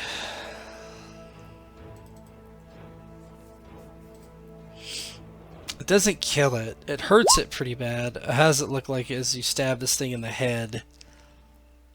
Yeah. He looks at Murazzo and he says, his best war cry, I guess, ah! And he jabs the blade up into its head, twists the blade, rips it out, instead of like ripping it through its entire body, though. It kind of staggers a bit, but keeps coming, and Rothmere's like, fuck! Fucking die! 10 blades. He is going to actually, now he's going to recklessly attack. So he gets 4 benefits. So we're going to see a... So aim and then reckless Yeah. attack? Okay. Yep. So 4 benefits, and then that's going to cap his space. So what it's going to be is going to be... He's going to roll... Oh, this is the wrong dude, no wonder. So he gets 4 benefits. Sorry, it's like stuck behind it. Okay, there we go. So... Does he have his injury on now? Yeah, it'll be all... Okay. I have to do this by hand, but so I'll... Oh, yeah. So that's 1 benefit. We'll put him at 10d10, keep 5. 1 more... 2 more benefits will give him...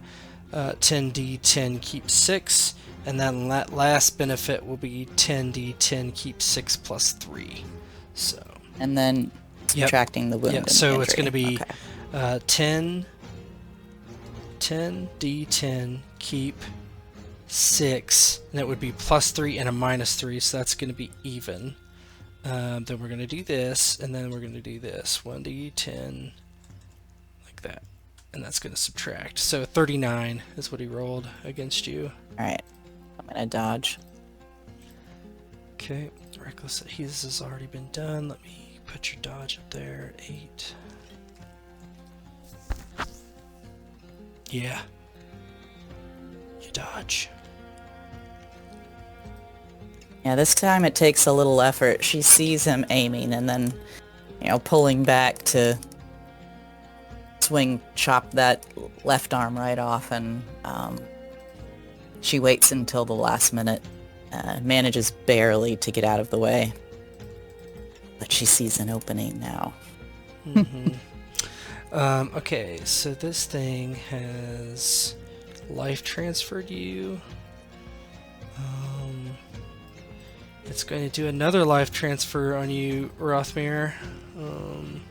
Man, I wish these guys had level 2 innate powers. Okay.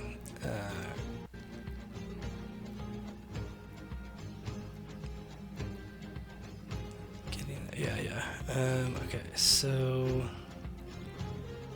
transfer.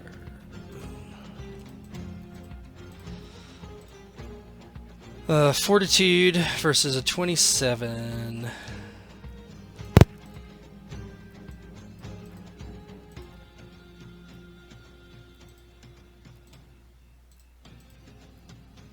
Rothmere, that's all right. Fortitude roll. Gotta be the 27. Guessing you won't, but...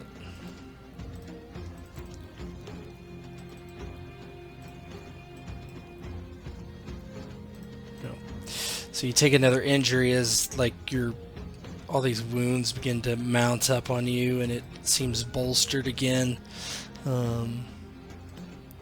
Let's see, and you guys reckless attacked. So now it's Ghost 2 versus Jute. He's going to do the same thing, another life transfer.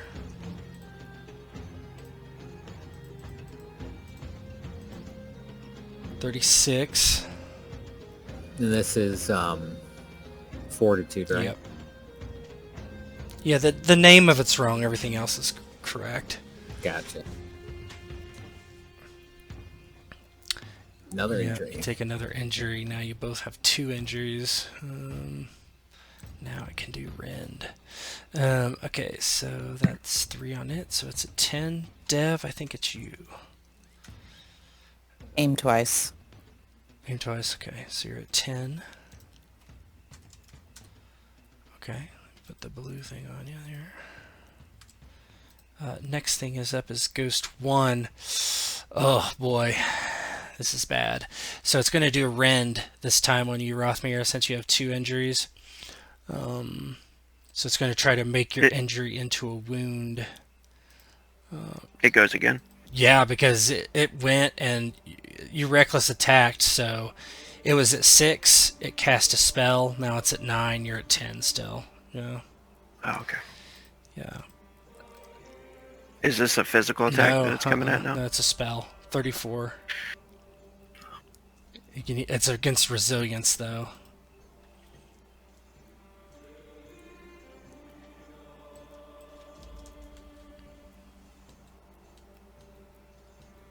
I think I have the same dice on that. You probably do not, but 30 says close, but not close enough. Let's see.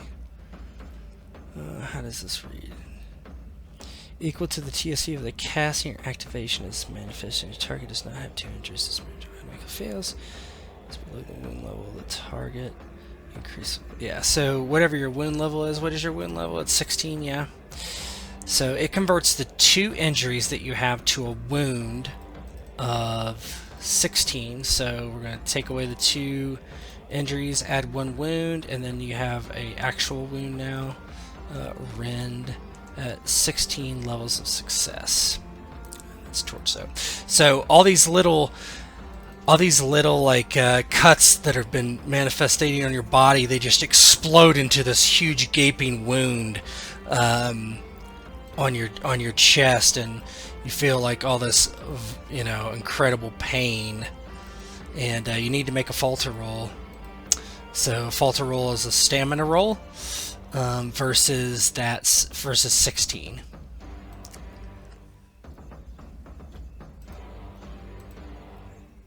Oh my god, really?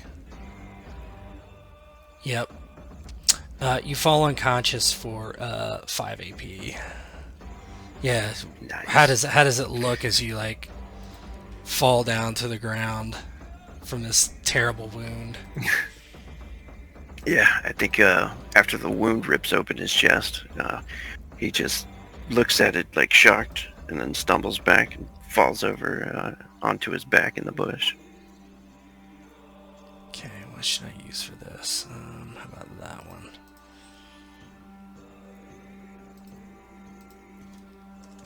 Okay. Alright, so a bunch of 10s. Let's see. I think it's Dev. I think you're right. Yep. Okay, so I get the 2 benefits, and then he gets... when do you max out your benefits? Once your skill is equal to your attribute. So Yeah. you probably Oh, this will take me 1 above. Okay, so you're gonna roll as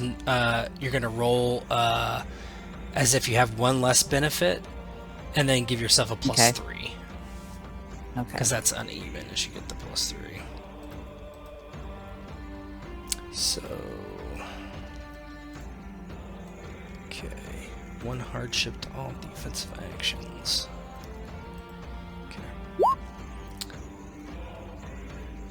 I didn't add the plus 3, so that's 30. 30. Okay, so he's going to try to defend. Let me make sure. So his base defense is -5. He has a pretty high base defense. I don't know if I'm gonna actually. And he gets... Yeah. 24. So that would put him at 24. So that's 6. That's 10. 10 right now, -3, so 7. We're looking at 7 levels of success with Breach. So Breach is going to have his 7 to 4. Yeah, I don't think it's going to hurt him. Make sure, though. Just want to... Do you add the 3 for me? Because I didn't Yeah, add so it. 30. 30. Okay. 30. Here, I'll just run the calculator real quick. Calculator 30 minus his 25 base defense. That's with his penalties for reckless attack. -3 for arm, because it's going to hit. Then he has padded armor, which is 7 against slashing. So that's a -3 instead of a 7. So that's everything. +4. Yeah. +4 your damage. So that's 3 damage. Yeah. Yeah. So. Yeah. He is able to deflect it just enough. Again, he is very good on the defense, you've noticed. So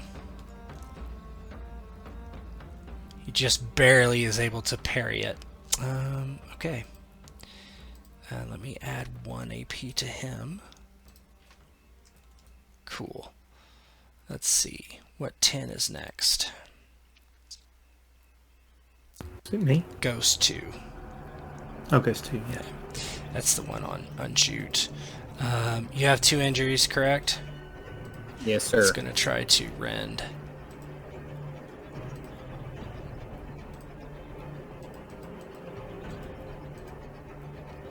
Resilience against the 31. Alrighty. This might be more up your alley than Rothmir's. You said resistance, correct? Resilience. Resilience, Yeah, resistance sorry. is the thing, and resilience is the skill. It's under endurance. Yeah, I see it here. Ooh. Oh my gosh. So 18 minus 31, or 31 minus 18 is 12. What is that? 13. So it's going to be 17 because it defaults to your wound level if it doesn't make it. So you take a wound of 17, rend 17 levels of success, and I'll change your 2 injuries to a wound. And go ahead and make me a stamina roll. So this is a falter roll. Got to be to 17. Yeah, so you're able to keep your feet as some, terrible wound opens up on you as well. Yeah, the various cuts and whatnot that had shown up all over him. Jute kind of feels them starting to connect and then tear open wider, and he can feel just like a blood pouring down him that wasn't there a second ago, but kind of stumbles a bit but remains standing. Yeah. Marazo, you're up.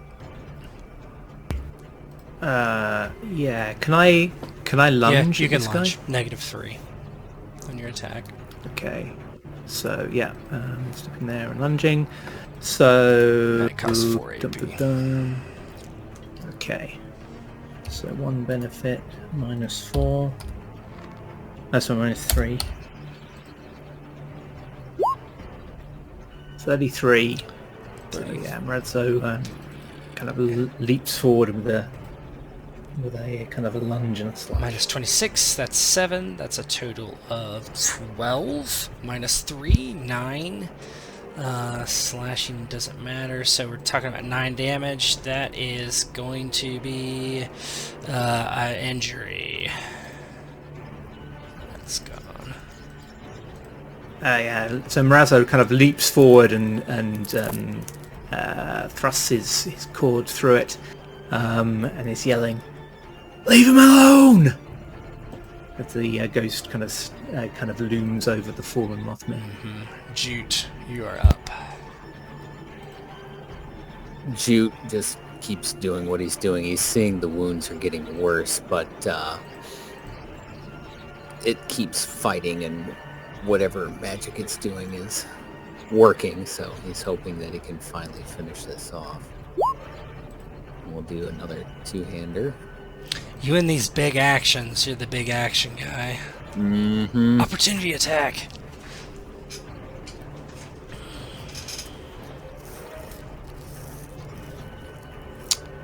Oh, that's a good one. 24 plus that's 28. That's 28, yeah. So 28, it's going to, that would be, let me see. Yeah, that breaks, so it's a foe, and that breaks its wound threshold of 2, and they die automatically when that happens, so it's killed. How does it look? Nice. Finally, the Witcher's sword kind of pierces it, and it lets out this, otherworldly howl, and it just kind of like collapses into the ground and then like dematerializes as it kind of melts into the earth. And Jute, unknowing what he did but glad he did it, kind of turns his attention to the rest of the group. 10 Blades is going to aim once.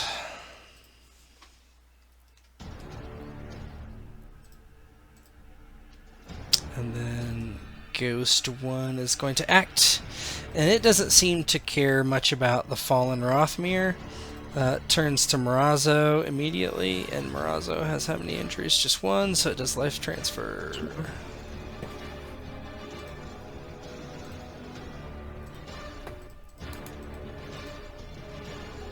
$43.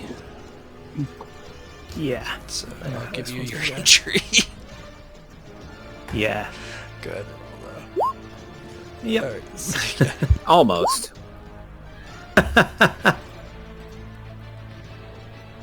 Yes, it is. The book tells people to use it that way.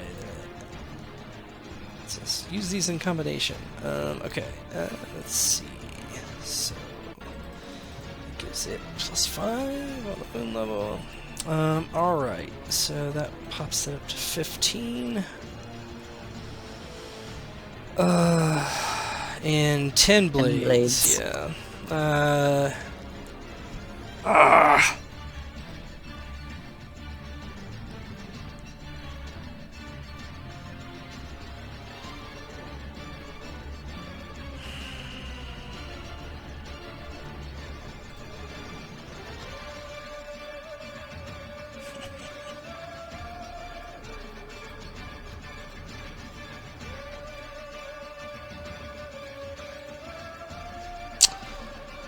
1 second.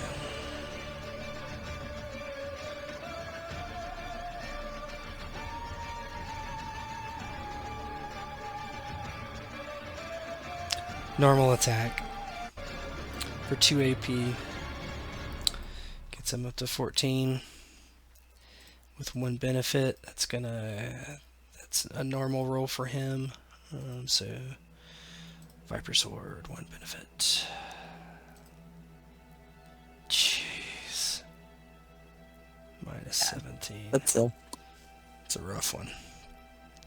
That doesn't break your base defense, right? So he misses. Alright, well she's gonna Yep. try to hit him right back. Actually, if she aims once, she can still go before him, can't she? Yes. So I'll do that. Okay. Alright, so you aim, so who is at... I think it's still me. I think you're right, yep. Okay.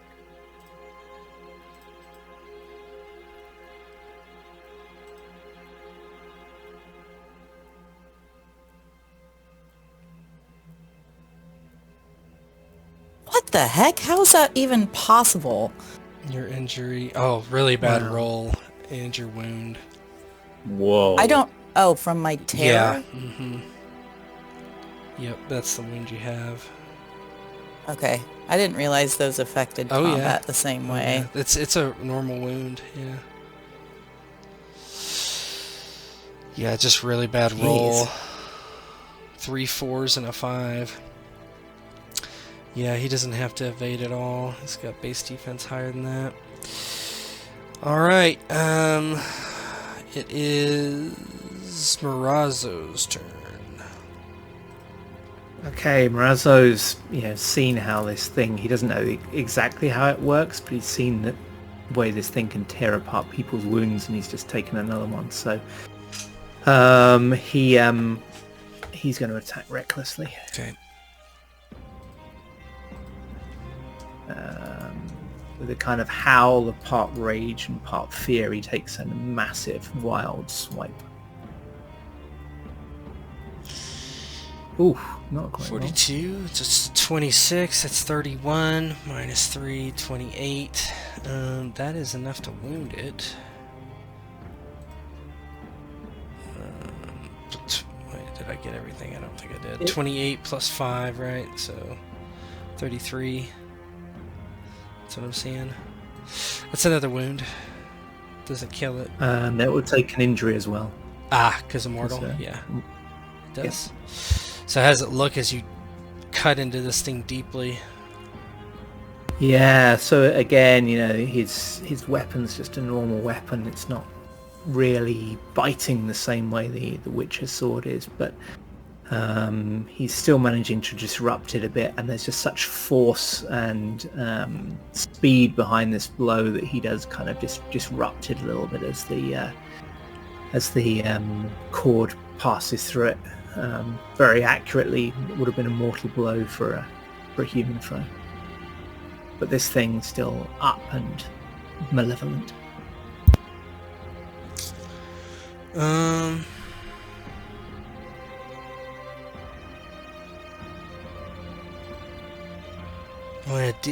Ten Blades is going to defensive disengage. So...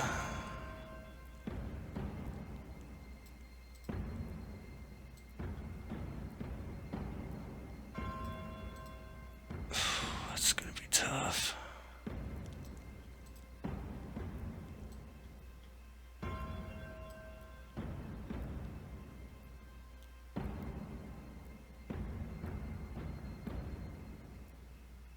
It's going to be tough. He's going to try to disarm you. Maybe. I don't know. I don't know what to do. I'm just going to disengage. Normal disengage. So... Yeah. It's opposed... acrobatics or perception against acrobatics or perception? I believe my acrobatics is better. Let me double I check. think we're going to have an acrobatics off. Definitely. Oh, his acrobatics isn't that good, actually. All right, let's do this, 10 blades. He's going to... He can't change his mind now that he knows how acrobatic I am. He's gonna burn a fate point. Burn it. Burn it. Plus 30. Plus 30? Mm-hmm. That is plus 20. It's plus 20 for PL1. Plus 30 for PL2. Oh, okay. Yeah. So there we go. Let me make sure. I'm going to look at my abilities real quick. Just to make sure, because I haven't been super aware of all these. Yeah, we haven't played forever. Okay, I'm good.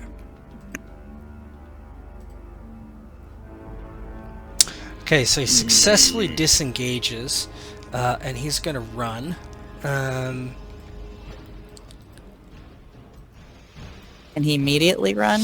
I mean, disengages into action officially. Well, disengages in action, but he can't run with it. He can just move 5. Let's see, AP equals how many units hexes they wish to move. Okay, so he can move 5. 1, 2, 3, 4, 5. Yep. So he moves there. So he kind of like steps back and kind of does a feint, and you're not sure what he's going to do, and all of a sudden he kind of just turns and begins moving away pretty quickly. And then it is Ghost 1. No, it's Rothmere on the ground wakes up. Anyway, be right back. Oh. Yeah. Oh. You woke up. Can you hear me? Yep. So you're prone on the ground. Your weapon is beside you. Can I try to sneak attack this fucker? You have to grab your weapon, but it's quick. So, there's technically no sneak attacks unless you have the ability. But you can attack him. Okay. So, since your blade is quick, I'll let you grab it without having to actually grab it.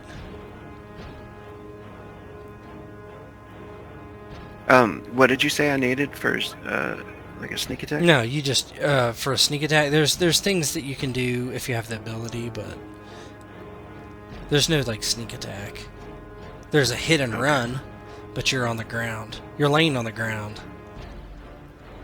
No benefit, nothing, no additional mods.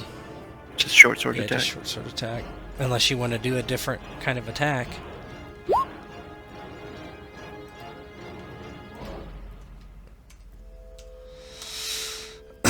22 plus 3, 25 minus 3, 22 Pretty shit roll. versus its base defense of 26. That is a miss.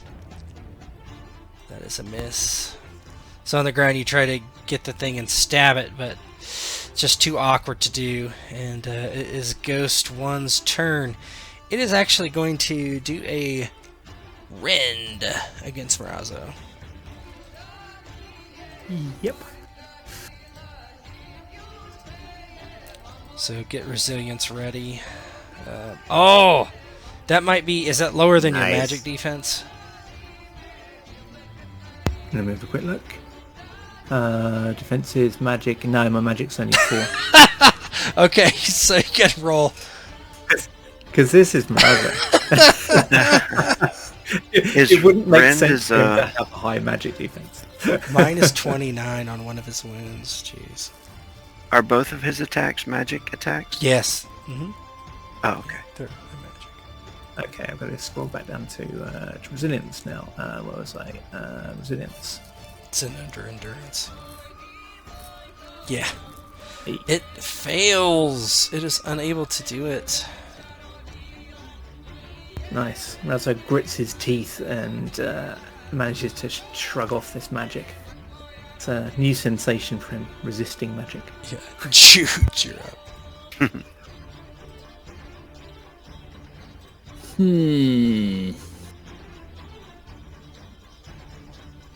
So I can't run through this bush, correct? I have to would go just around. add. I'd just say each one of them is 2.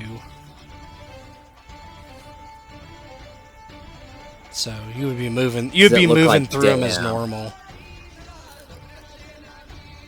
It'd be just like Dev- 1 to 1 instead of 2 to 1. Yeah. Dev looked like she's getting ready to chase after 10 blades there. Yeah, she's dropped her, she's dropped her sword. She's reaching for daggers. Yeah, Jute will run after him here.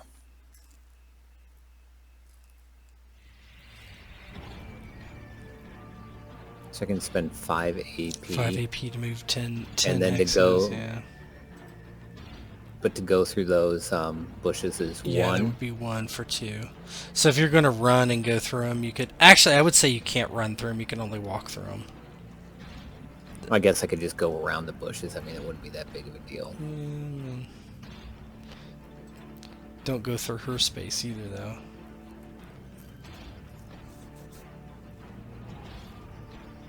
That's 8 right there. 8 hexes. Just normal. Mm-hmm. Well, you could only run. So if you can't Yeah, so run through... 4 AP. Isn't it 2 hexes per run? Or does that have to be straight line? No, it doesn't have to be exactly straight line, but you move through this crud, right? That's the thing. Well, I went something like this. 1, 2, 3, and then 8. Oh, I see. Yeah, that's fine. I guess. Yeah, that's fine. Take me to 19, Yeah, I you're at believe. 19 on a run. And you're also now in the way. Of course. Okay. Jute doesn't think that far ahead. And it's her turn. Yeah, she's gonna move too. Okay. She'll still go before him, I think. Yeah, I think so. Okay, it is the 18s. Rothmere. Let you go first. All right. Rothmer's gonna try that heavy attack, Reckless attack, okay. reckless attack. It never works well for him, but he saw Razo do it. What's the benefit? 3. Yeah, let me check something though. So your short sword skill is 4. Yeah, so you're gonna put 1 benefit in there, or actually you need to do it manually. So you're gonna roll 10d10, keep 6. Yeah, that's what you're gonna roll. What do I do? You gotta do this one manually because you can't. You hit a dice cap. So you need to roll 10d10, keep 6 in the chat. Are these explosives? Yeah, do double explanations. And then you have. And then keep K6. I think that's it. Double thingy. Yeah, that's fine. 42, right. and then roll 1d10 explosive. Cool. So you rolled a 40. 40 minus 26 is 14. That is 14. Okay, so this is probably back at 13 now. So that's actually enough to give him a wound. Yeah, because you then plus 2, right, on your damage. So yeah, that gives him a wound and kills him instantly. How does it look as you kill him from your knees? Nice. Yeah, he he swings that first time and misses, and Razo's still fighting with him, and then he kind of pulls himself up a little bit and jabs it right into the belly and twists the blade, and just lets out like all his strength, I guess, with that one hit. He's like, "Fucking die!" And then he looks over to Razo. Fuck these ghosts. Razo, what do you do? Razo leans down and kind of gives him a hand to his feet, and this goes and says, "Oh, fuck. Fucking yes.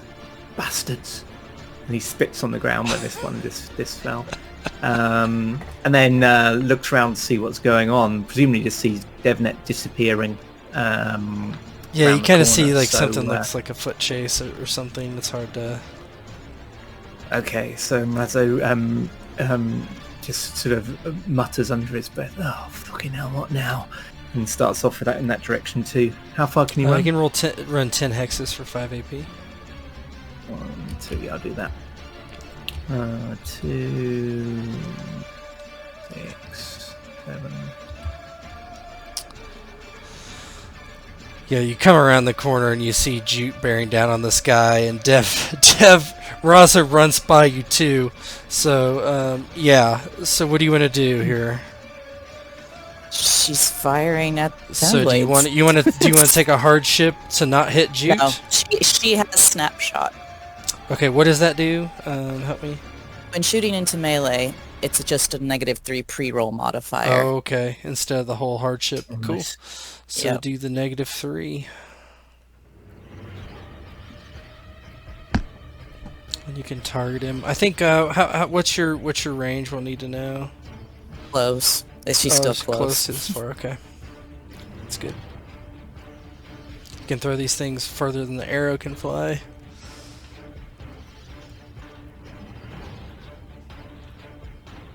Oh, missed! Oh, so close. Missed. Yeah, they go flying over his head. That -3 was what did it, people. Why are you in my way? Just like Mazzo making a willpower roll. You know, Okay. It is 10 Blade's turn. He turns and sees Jute like bearing down on him, and he just like grumbles as, you know, it looks like it's going to be difficult to get out of this situation with so many people right on top of him. And he is going to he's going to have to standard attack him. Okay. Now he gets a minus, so both of us get a -3 because I was running. Me to hit him to hit me, and me to hit him. That's correct. Unless you have zigzag. I unfortunately don't. Yep. So he does a standard attack for 2. He'll get a -3 here.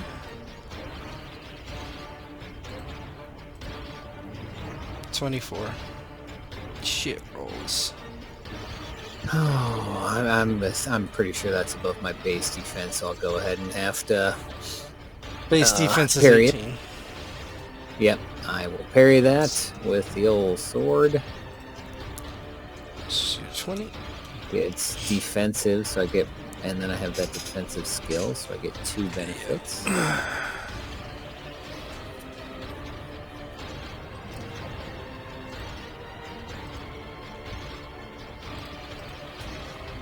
Yeah, you parry it. Yeah. He kind of turns and awkwardly swings his sword, and Jute bearing down on him just, deflects it easily. And Okay, Jute, go ahead. hey, guess what I'm gonna do? I have a feeling I know. Same thing you've Yeah, done so every yeah. time, except when you had to Yeah, do if a it ain't- defensive. You If it ain't moved, broke, don't fix and it. two-handed Yeah. attacked, and parried. That's what you've done.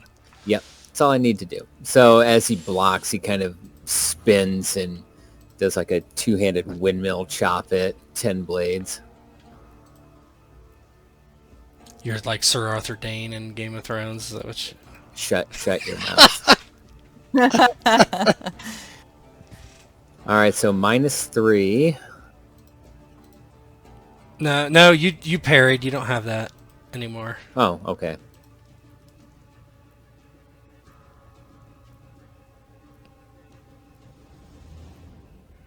One hardship. 37. No. He's gonna try to parry. Bump that up to 22. And so when he parries, he does this. What's that 2d10 for? I had 2 ones. I'm just looking okay. here. It'll add 3 to the roll, so it goes to 40. Okay. Oh wait, no, it doesn't do anything. My bad. I misread that.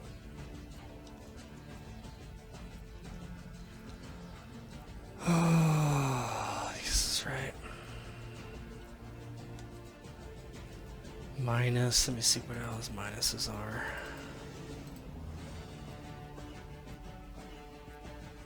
One wound, one injury, so that's 32.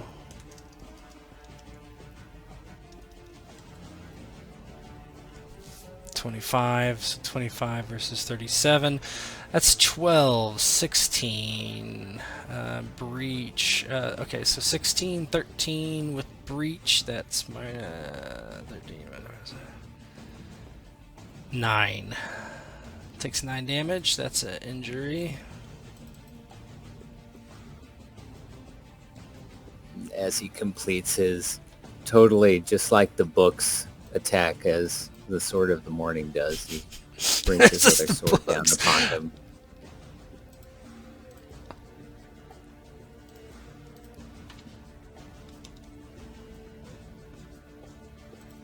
Oh man, stop beating up on my guy.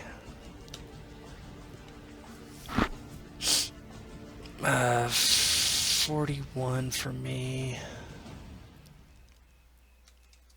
So that'll be, let's see here, 45. I'm going to replace 1.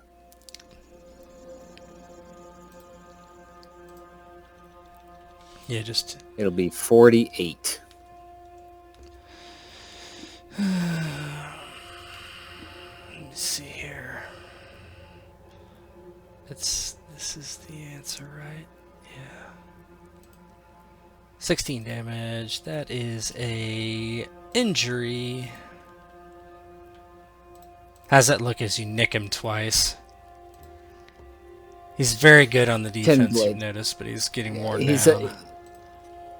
Despite almost being as good as Jute with a sword, he's not quite as good, and he's slowly whittling him down. Each block and parry gets a little bit slower, allowing Jute to get past his guard, inflicting a few more injuries.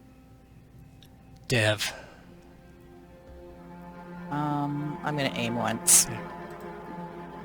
Rothmere, what would you like to do? You're laying on the ground still. Change posture is 1 AP if you want to do that. Yeah, he's gonna get up. Get up. Then you're after Dev, I think. I'm gonna try to get him again. Okay. Right over Jute's head.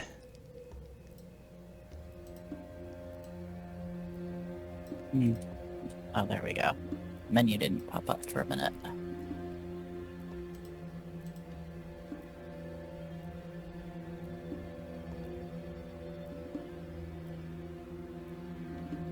Oh, you're kidding. As yet another knife goes sailing danger close to Jute's head, you just kind of hear him, "Woman!" And she's, get out of my way! Rothmere, you hear screaming by Jute and Devnet back and forth. Marazo's actually feeling slightly threatened by him. Right? She wants that blood. That motherfucker took her arm. Rothmere, you're up. We'll do you first. What's the best AP spend on the running? Just run. It's run for 10 hexes for 5 AP. It's usually... Yeah, just run around the bush or something. Can I get up here and start moving this way? Yeah, sure. You can just run that whole thing. Alright, yeah, he's got his blade and he's like running.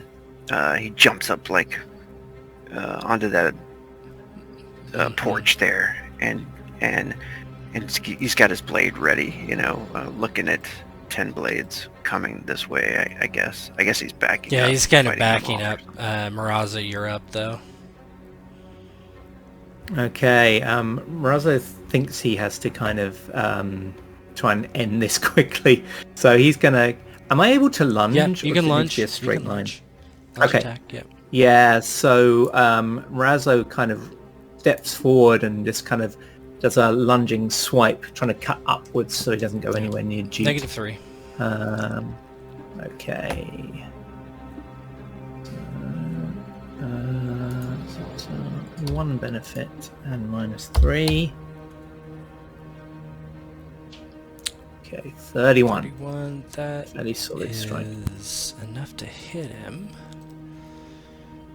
31 minus 29. Just seeing if I need to. I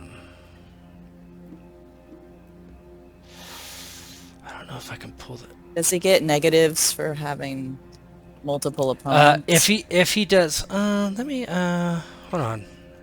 His base defense might actually be subtracted. That's good. If I use that roll, am I using it? Just kidding. Yeah, hold on.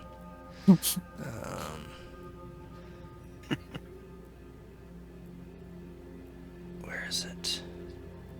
Where is it? Where is it? Engagement. It's got to be an engagement, yeah. Multiple engagements. TA, that's it.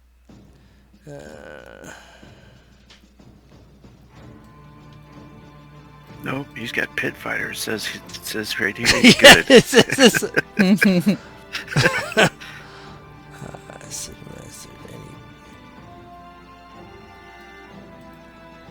Yeah, not in base defense. It doesn't bother. It's not a penalty to base defense. It's only defensive actions.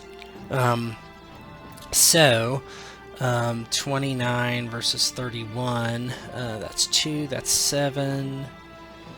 Minus 7. But yes, slashing. What's your dex? Marazo? Oh, sorry. My dex is 5. So he's gonna take 4 damage. It's not gonna be enough to hurt him just with his base defense. Doesn't hit his injury threshold. Okay. Yeah. He just turns out of the way and just nicks his clothes. He is up. He is gonna actually aim twice. Aims twice.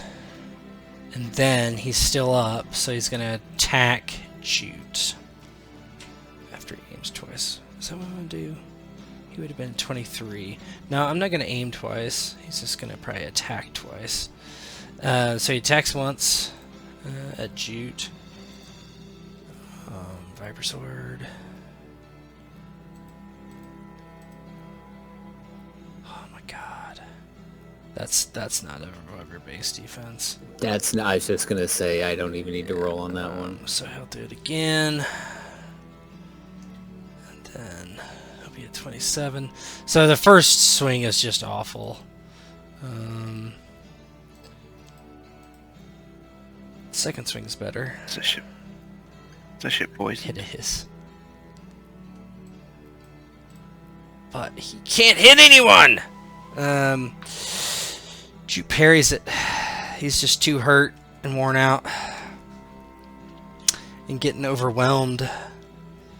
And it is Dev's turn again.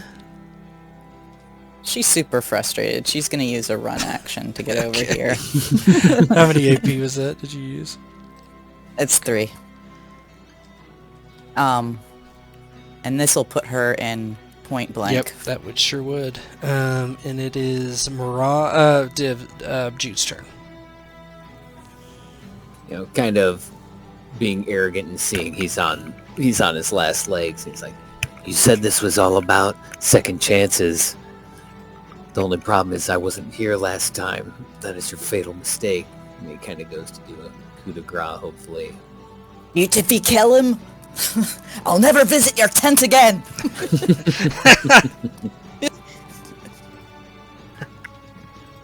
Didn't say anything about your tent. That's true. I'll get over it. So he's going to parry. He gets a bunch of benefits for parrying. I think he gets 3. Yeah, so that's going to be a...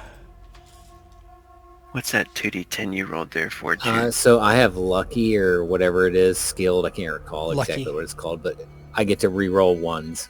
So Oh, cool. So rolling that, if you look at my roll, my 2 lowest rolls were a 3 and a 4. So I replaced that 3 with the 8. So that Nice. increases it to 54. So I have to do him manually. The reason I have to do him manually, so you know, is just he there's a dice cap, so you don't roll so many dice. Things get converted after a while, and he has super high skills. So he has 3 benefits on all his defense because he has duelist and he has a weapon with defense of 2. So I would be over my dice cap, so I have to change it. There's that part, and then there's, so it's -9, so we're at 32. 1d10. Okay, so 29. What did you roll? 49. So that'd be, it's 54, so that's a 19. Yep, 19 plus 4. Plus 4, -3 for right arm, so only +1. Okay, so it's 20. 20. And then Breach halves his thing to 3. So we're talking about 17 damage. 17. That's a wound. No, it's just barely an injury. Just under. Just under. So 4 injuries. Ugh. Alright, well, and he's totally not ready for yet the other right. sword. The other one's gonna... Unexpected, the unexpected move.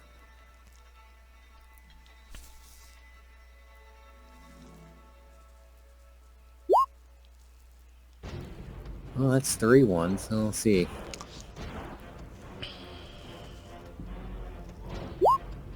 Oh, okay, yeah, that's a lot. Holy shit. Okay, here. Replace the 2 5s. So get the 2 5s. 19 so and a it's 17. minus, So yeah, -10 plus 36. yeah, so plus 20, So that's a plus 76. 26. Yeah, 76. I guess I got a parry. I might be less than my... I gotta... What did I do last time when I parried? What did I get? Not very high, did I? It's probably less than my base defense. I'm gonna parry. See if I can not get killed here. If I can not get killed, then I'm gonna burn a fate point to change the scene. Okay, let's see. 10 blades parry is 60-10. Or I'm sorry, 10d10 keeps 6. Boom boom. Minus 4 injuries, yeah, wasn't I it? think so. Plus he has a Yeah, wound. I haven't factored that in yet. So there's a 76, minus 12, so that's 64, 64. minus this.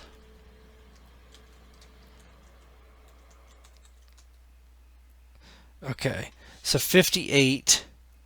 What was your roll? So that gives me 18 is the difference, plus 4 is 22, and that's from the longsword slashing. And then I have breach, so that takes it down to what, 6? No, it would. Or his armor's Yeah, it'd be 3? 3. What's the total? 19. That is a wound. But that doesn't kill him. But I bet he's gonna miss his falter roll here. So what's his endurance? Oh, it's not terrible. Okay, let's see if he keels over. He's gotta get a 19 or higher with a ton of negatives. Nope. So how do you basically knock him off his feet, and he's not dead, but he's definitely really badly off and basically unable to move or do anything? As the blows keep raining down, he takes his Witcher sword and he hits the blade and brings it down across his arm, and then as he's keeping the sword of 10 blades in place, he brings a horizontal slice right into his midsection, and it bites deep into his side, and it just starts bleeding profusely, and he kind of crumples underneath him.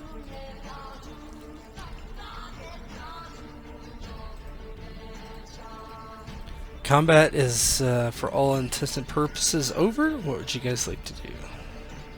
Is he No, dead? he's not dead. Because Dev runs forward, and she's like glaring at Jute. And she rips the mask off of Ten Blade's face, and looks at him almost frantically, needing to know that he's still there. Yeah, his eyes are glazed over from the pain and everything, and he just looks up at you and spits and says, "My second chance was wasted." A broad grin spreads over her face, and she says, "It's not too late." And then she kind of grabs him by the collar, but she's only got one hand, and she says, "Jute, help me." And she points over to like this mud over here, and she says, "I want him over there." He says, "It's strange we're here. Perhaps Fuck up.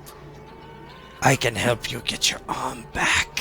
I know people." She just looks at Jute and says, "Over in the mud." And she starts dragging him as best she can. He kind of like reverse grips, drives both his swords into the ground, and then just, roughly grabs him around the collar and starts dragging him over to the mud. Clearly he knows that this is a sore spot for Dev, so he doesn't really argue. Yeah, you can drag him over to the mud. He doesn't put up much of a As fight. he's talking about, this, she says, "Someone's offered me this deal before, and I hated him a lot less than you." And as they get over to the mud, she's just gonna take his face and say, "I think you might find this a bit familiar." And then she's gonna press his face down into the mud, sit on his back, and just force his face down into the mud until he drowns in it. He doesn't fight it too much. Just at the end. And he doesn't say anything else, and finally his body stops moving.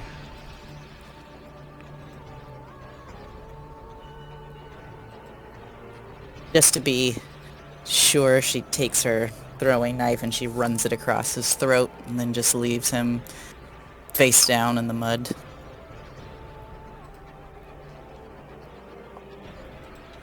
She stands up, kind of breathing hard, and turns to Jute and says, "I don't need anyone to save me." But Jute just kind of opens his mouth to say something, but is smart enough to know when not to poke a bear, especially something as traumatic as this, and instead just, seems he got what was coming to him. She glares at him for another minute, then looks down at the body in the mud. "Thanks for not killing him." Yes, that was intentional. I knew you wanted to deliver the killing blow. She says, "Intentional or not, you're lucky it didn't happen. But as things stand, I guess it turned out all right." And then she looks at the gaping wound on his torso and kind of looks at the others, only really paying any attention to anybody else's condition just now.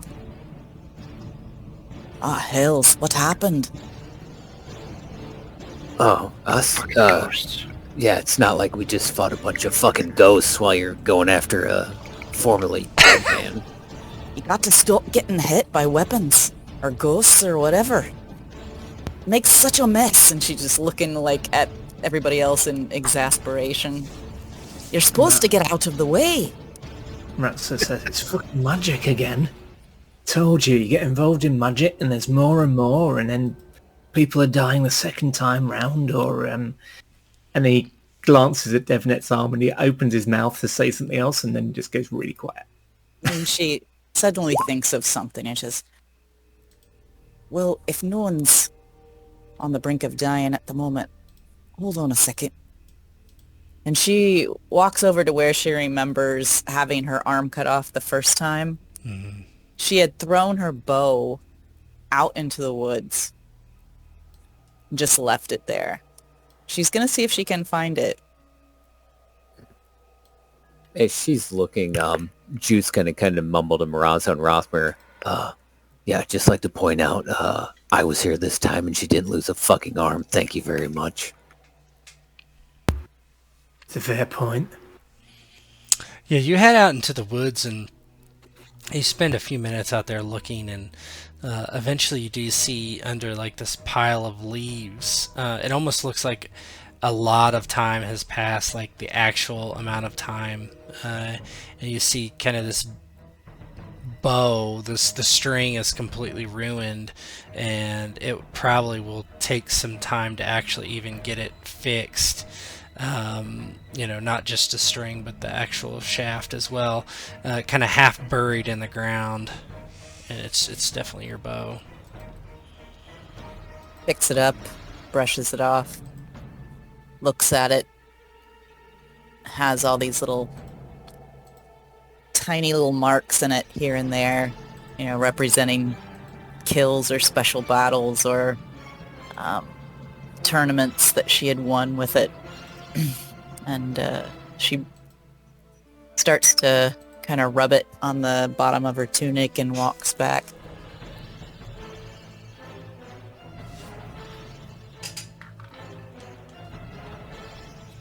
I don't need this anymore, she says, looking at the others.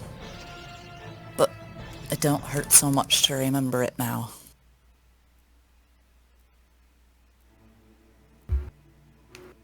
What if I carry it for you?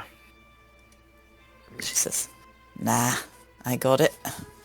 And she already has 2 swords strapped to her back. And she kind of takes off that double scabbard she'd fashioned and just somehow manages to tie it all together, attaching it there. It's a bit awkward, but she's not planning to use it. Although when it comes time to tying, she does hit a point where she gets really frustrated because tying itself is very difficult to do one-handed. Jute puts his finger down, where you cross over before you do the bow. She kind of glares up at him again, but then smiles ruefully and finishes tying it up and puts it on her back. So, well, that happened. Now what?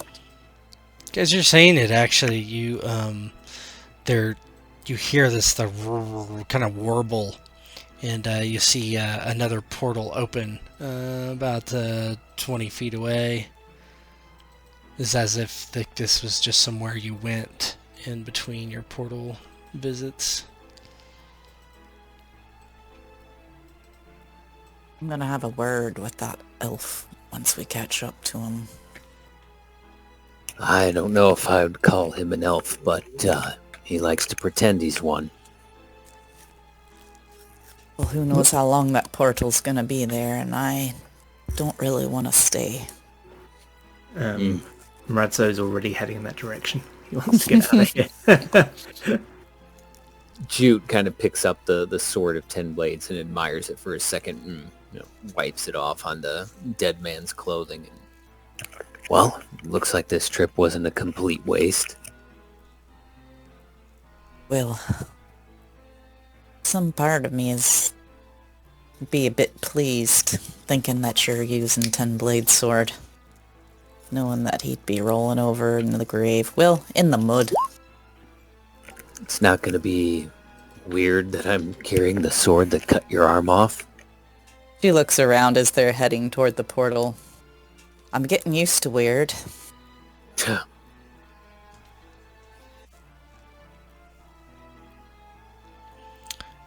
Rothmere goes over and starts checking his pockets. Yeah, he's got various pouches and stuff, and he kind of wears this, he wears a jester's outfit and kind of has almost like a cape, and there's dozens of small blades on him, some even larger blades that you're not sure exactly how fit up in there. But yeah, there's also like vials and all this kind of stuff that you're not exactly sure what are. There's probably like 5 of those. Yeah, Roth will take all that shit and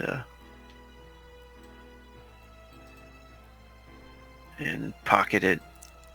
Maybe the bandolier of blades would be helpful to Dev or him, I'm sure.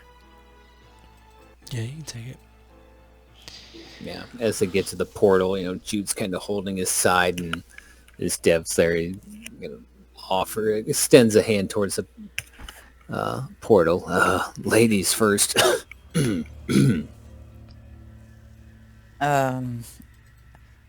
All right. She just shrugs and says, "Don't stick around too long." And she'll gets to the portal and turns around and suddenly has like kind of this insecure look on her face as she looks at the others. "You're coming, aren't you?" By the time Jute had got there and said ladies first, and Razzo had already Razzo was like, "That's me." I'll be a lady. He'd already gone through before that. I've got the hair for it. Yeah, he tossed his blonde flowing locks, and no, but he'd already gone through before that. So yeah, he's. There was a moment of looking around for the dog, and then through he went. Yeah, he kind of gives a final turn, to the scene and looks for the previous trio of Zavis, or if any of them even registered, or if they were quickly, disappeared from whatever action they had taken previously. Yeah, you kind of lost track of them during the fighting. You don't see them now. Yeah, with them gone, he basically goes through the portal. Rothmere kicks him. No coin. Having bastard. Jumps through the portal. But he goes through the portal to wherever it leads you, which will be for another time.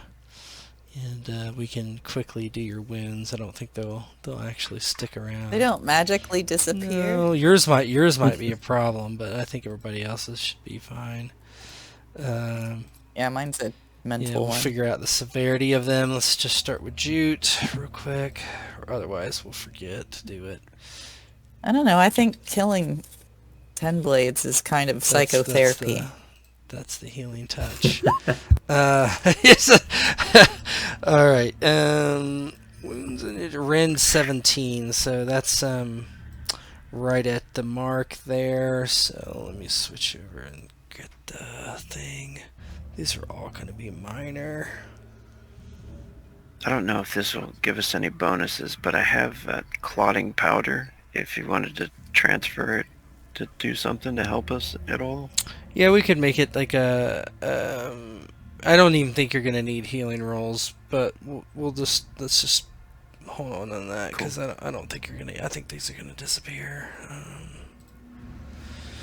Because they're superficial wounds, so go ahead and roll. You're gonna roll what?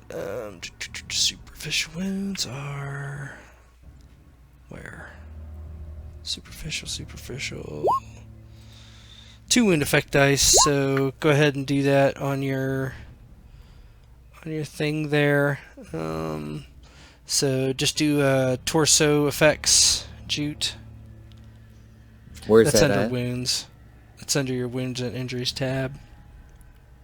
Wound effects. Alrighty. Just torso wound effects. It'll ask you what kind of wound it is. Just say it's a superficial one. Okay, so I'm doing what body part? Torso for is wound effect? fine. Oh, Yeah. torso, okay. Superficial. Yeah, that's what I thought. Okay, that's gone. You're done. Yay. That didn't stick around for long. And then who is next? Rothmere.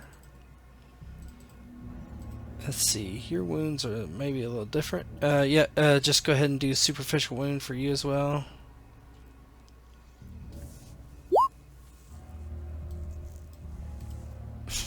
Where So do I go do to your that? wounds and injuries tab, and you'll see wound effects on the right there. Just click on the wound, the torso effects. It'll ask you what kind of wound it is. Tell it it's a superficial wound. No wound effect. Cool. Delete that.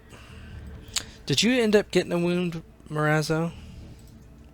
No, just Yeah. two So injuries. if you have injuries or wound hardships, you can clear those. I just did it for you, Morazzo. So you Dev, very let's look at yours. So your wound was a 24, so that's a plus 10 off your terror level. That's going to be a moderate wound. What the hell? So moderate wound. Let me go down to that table.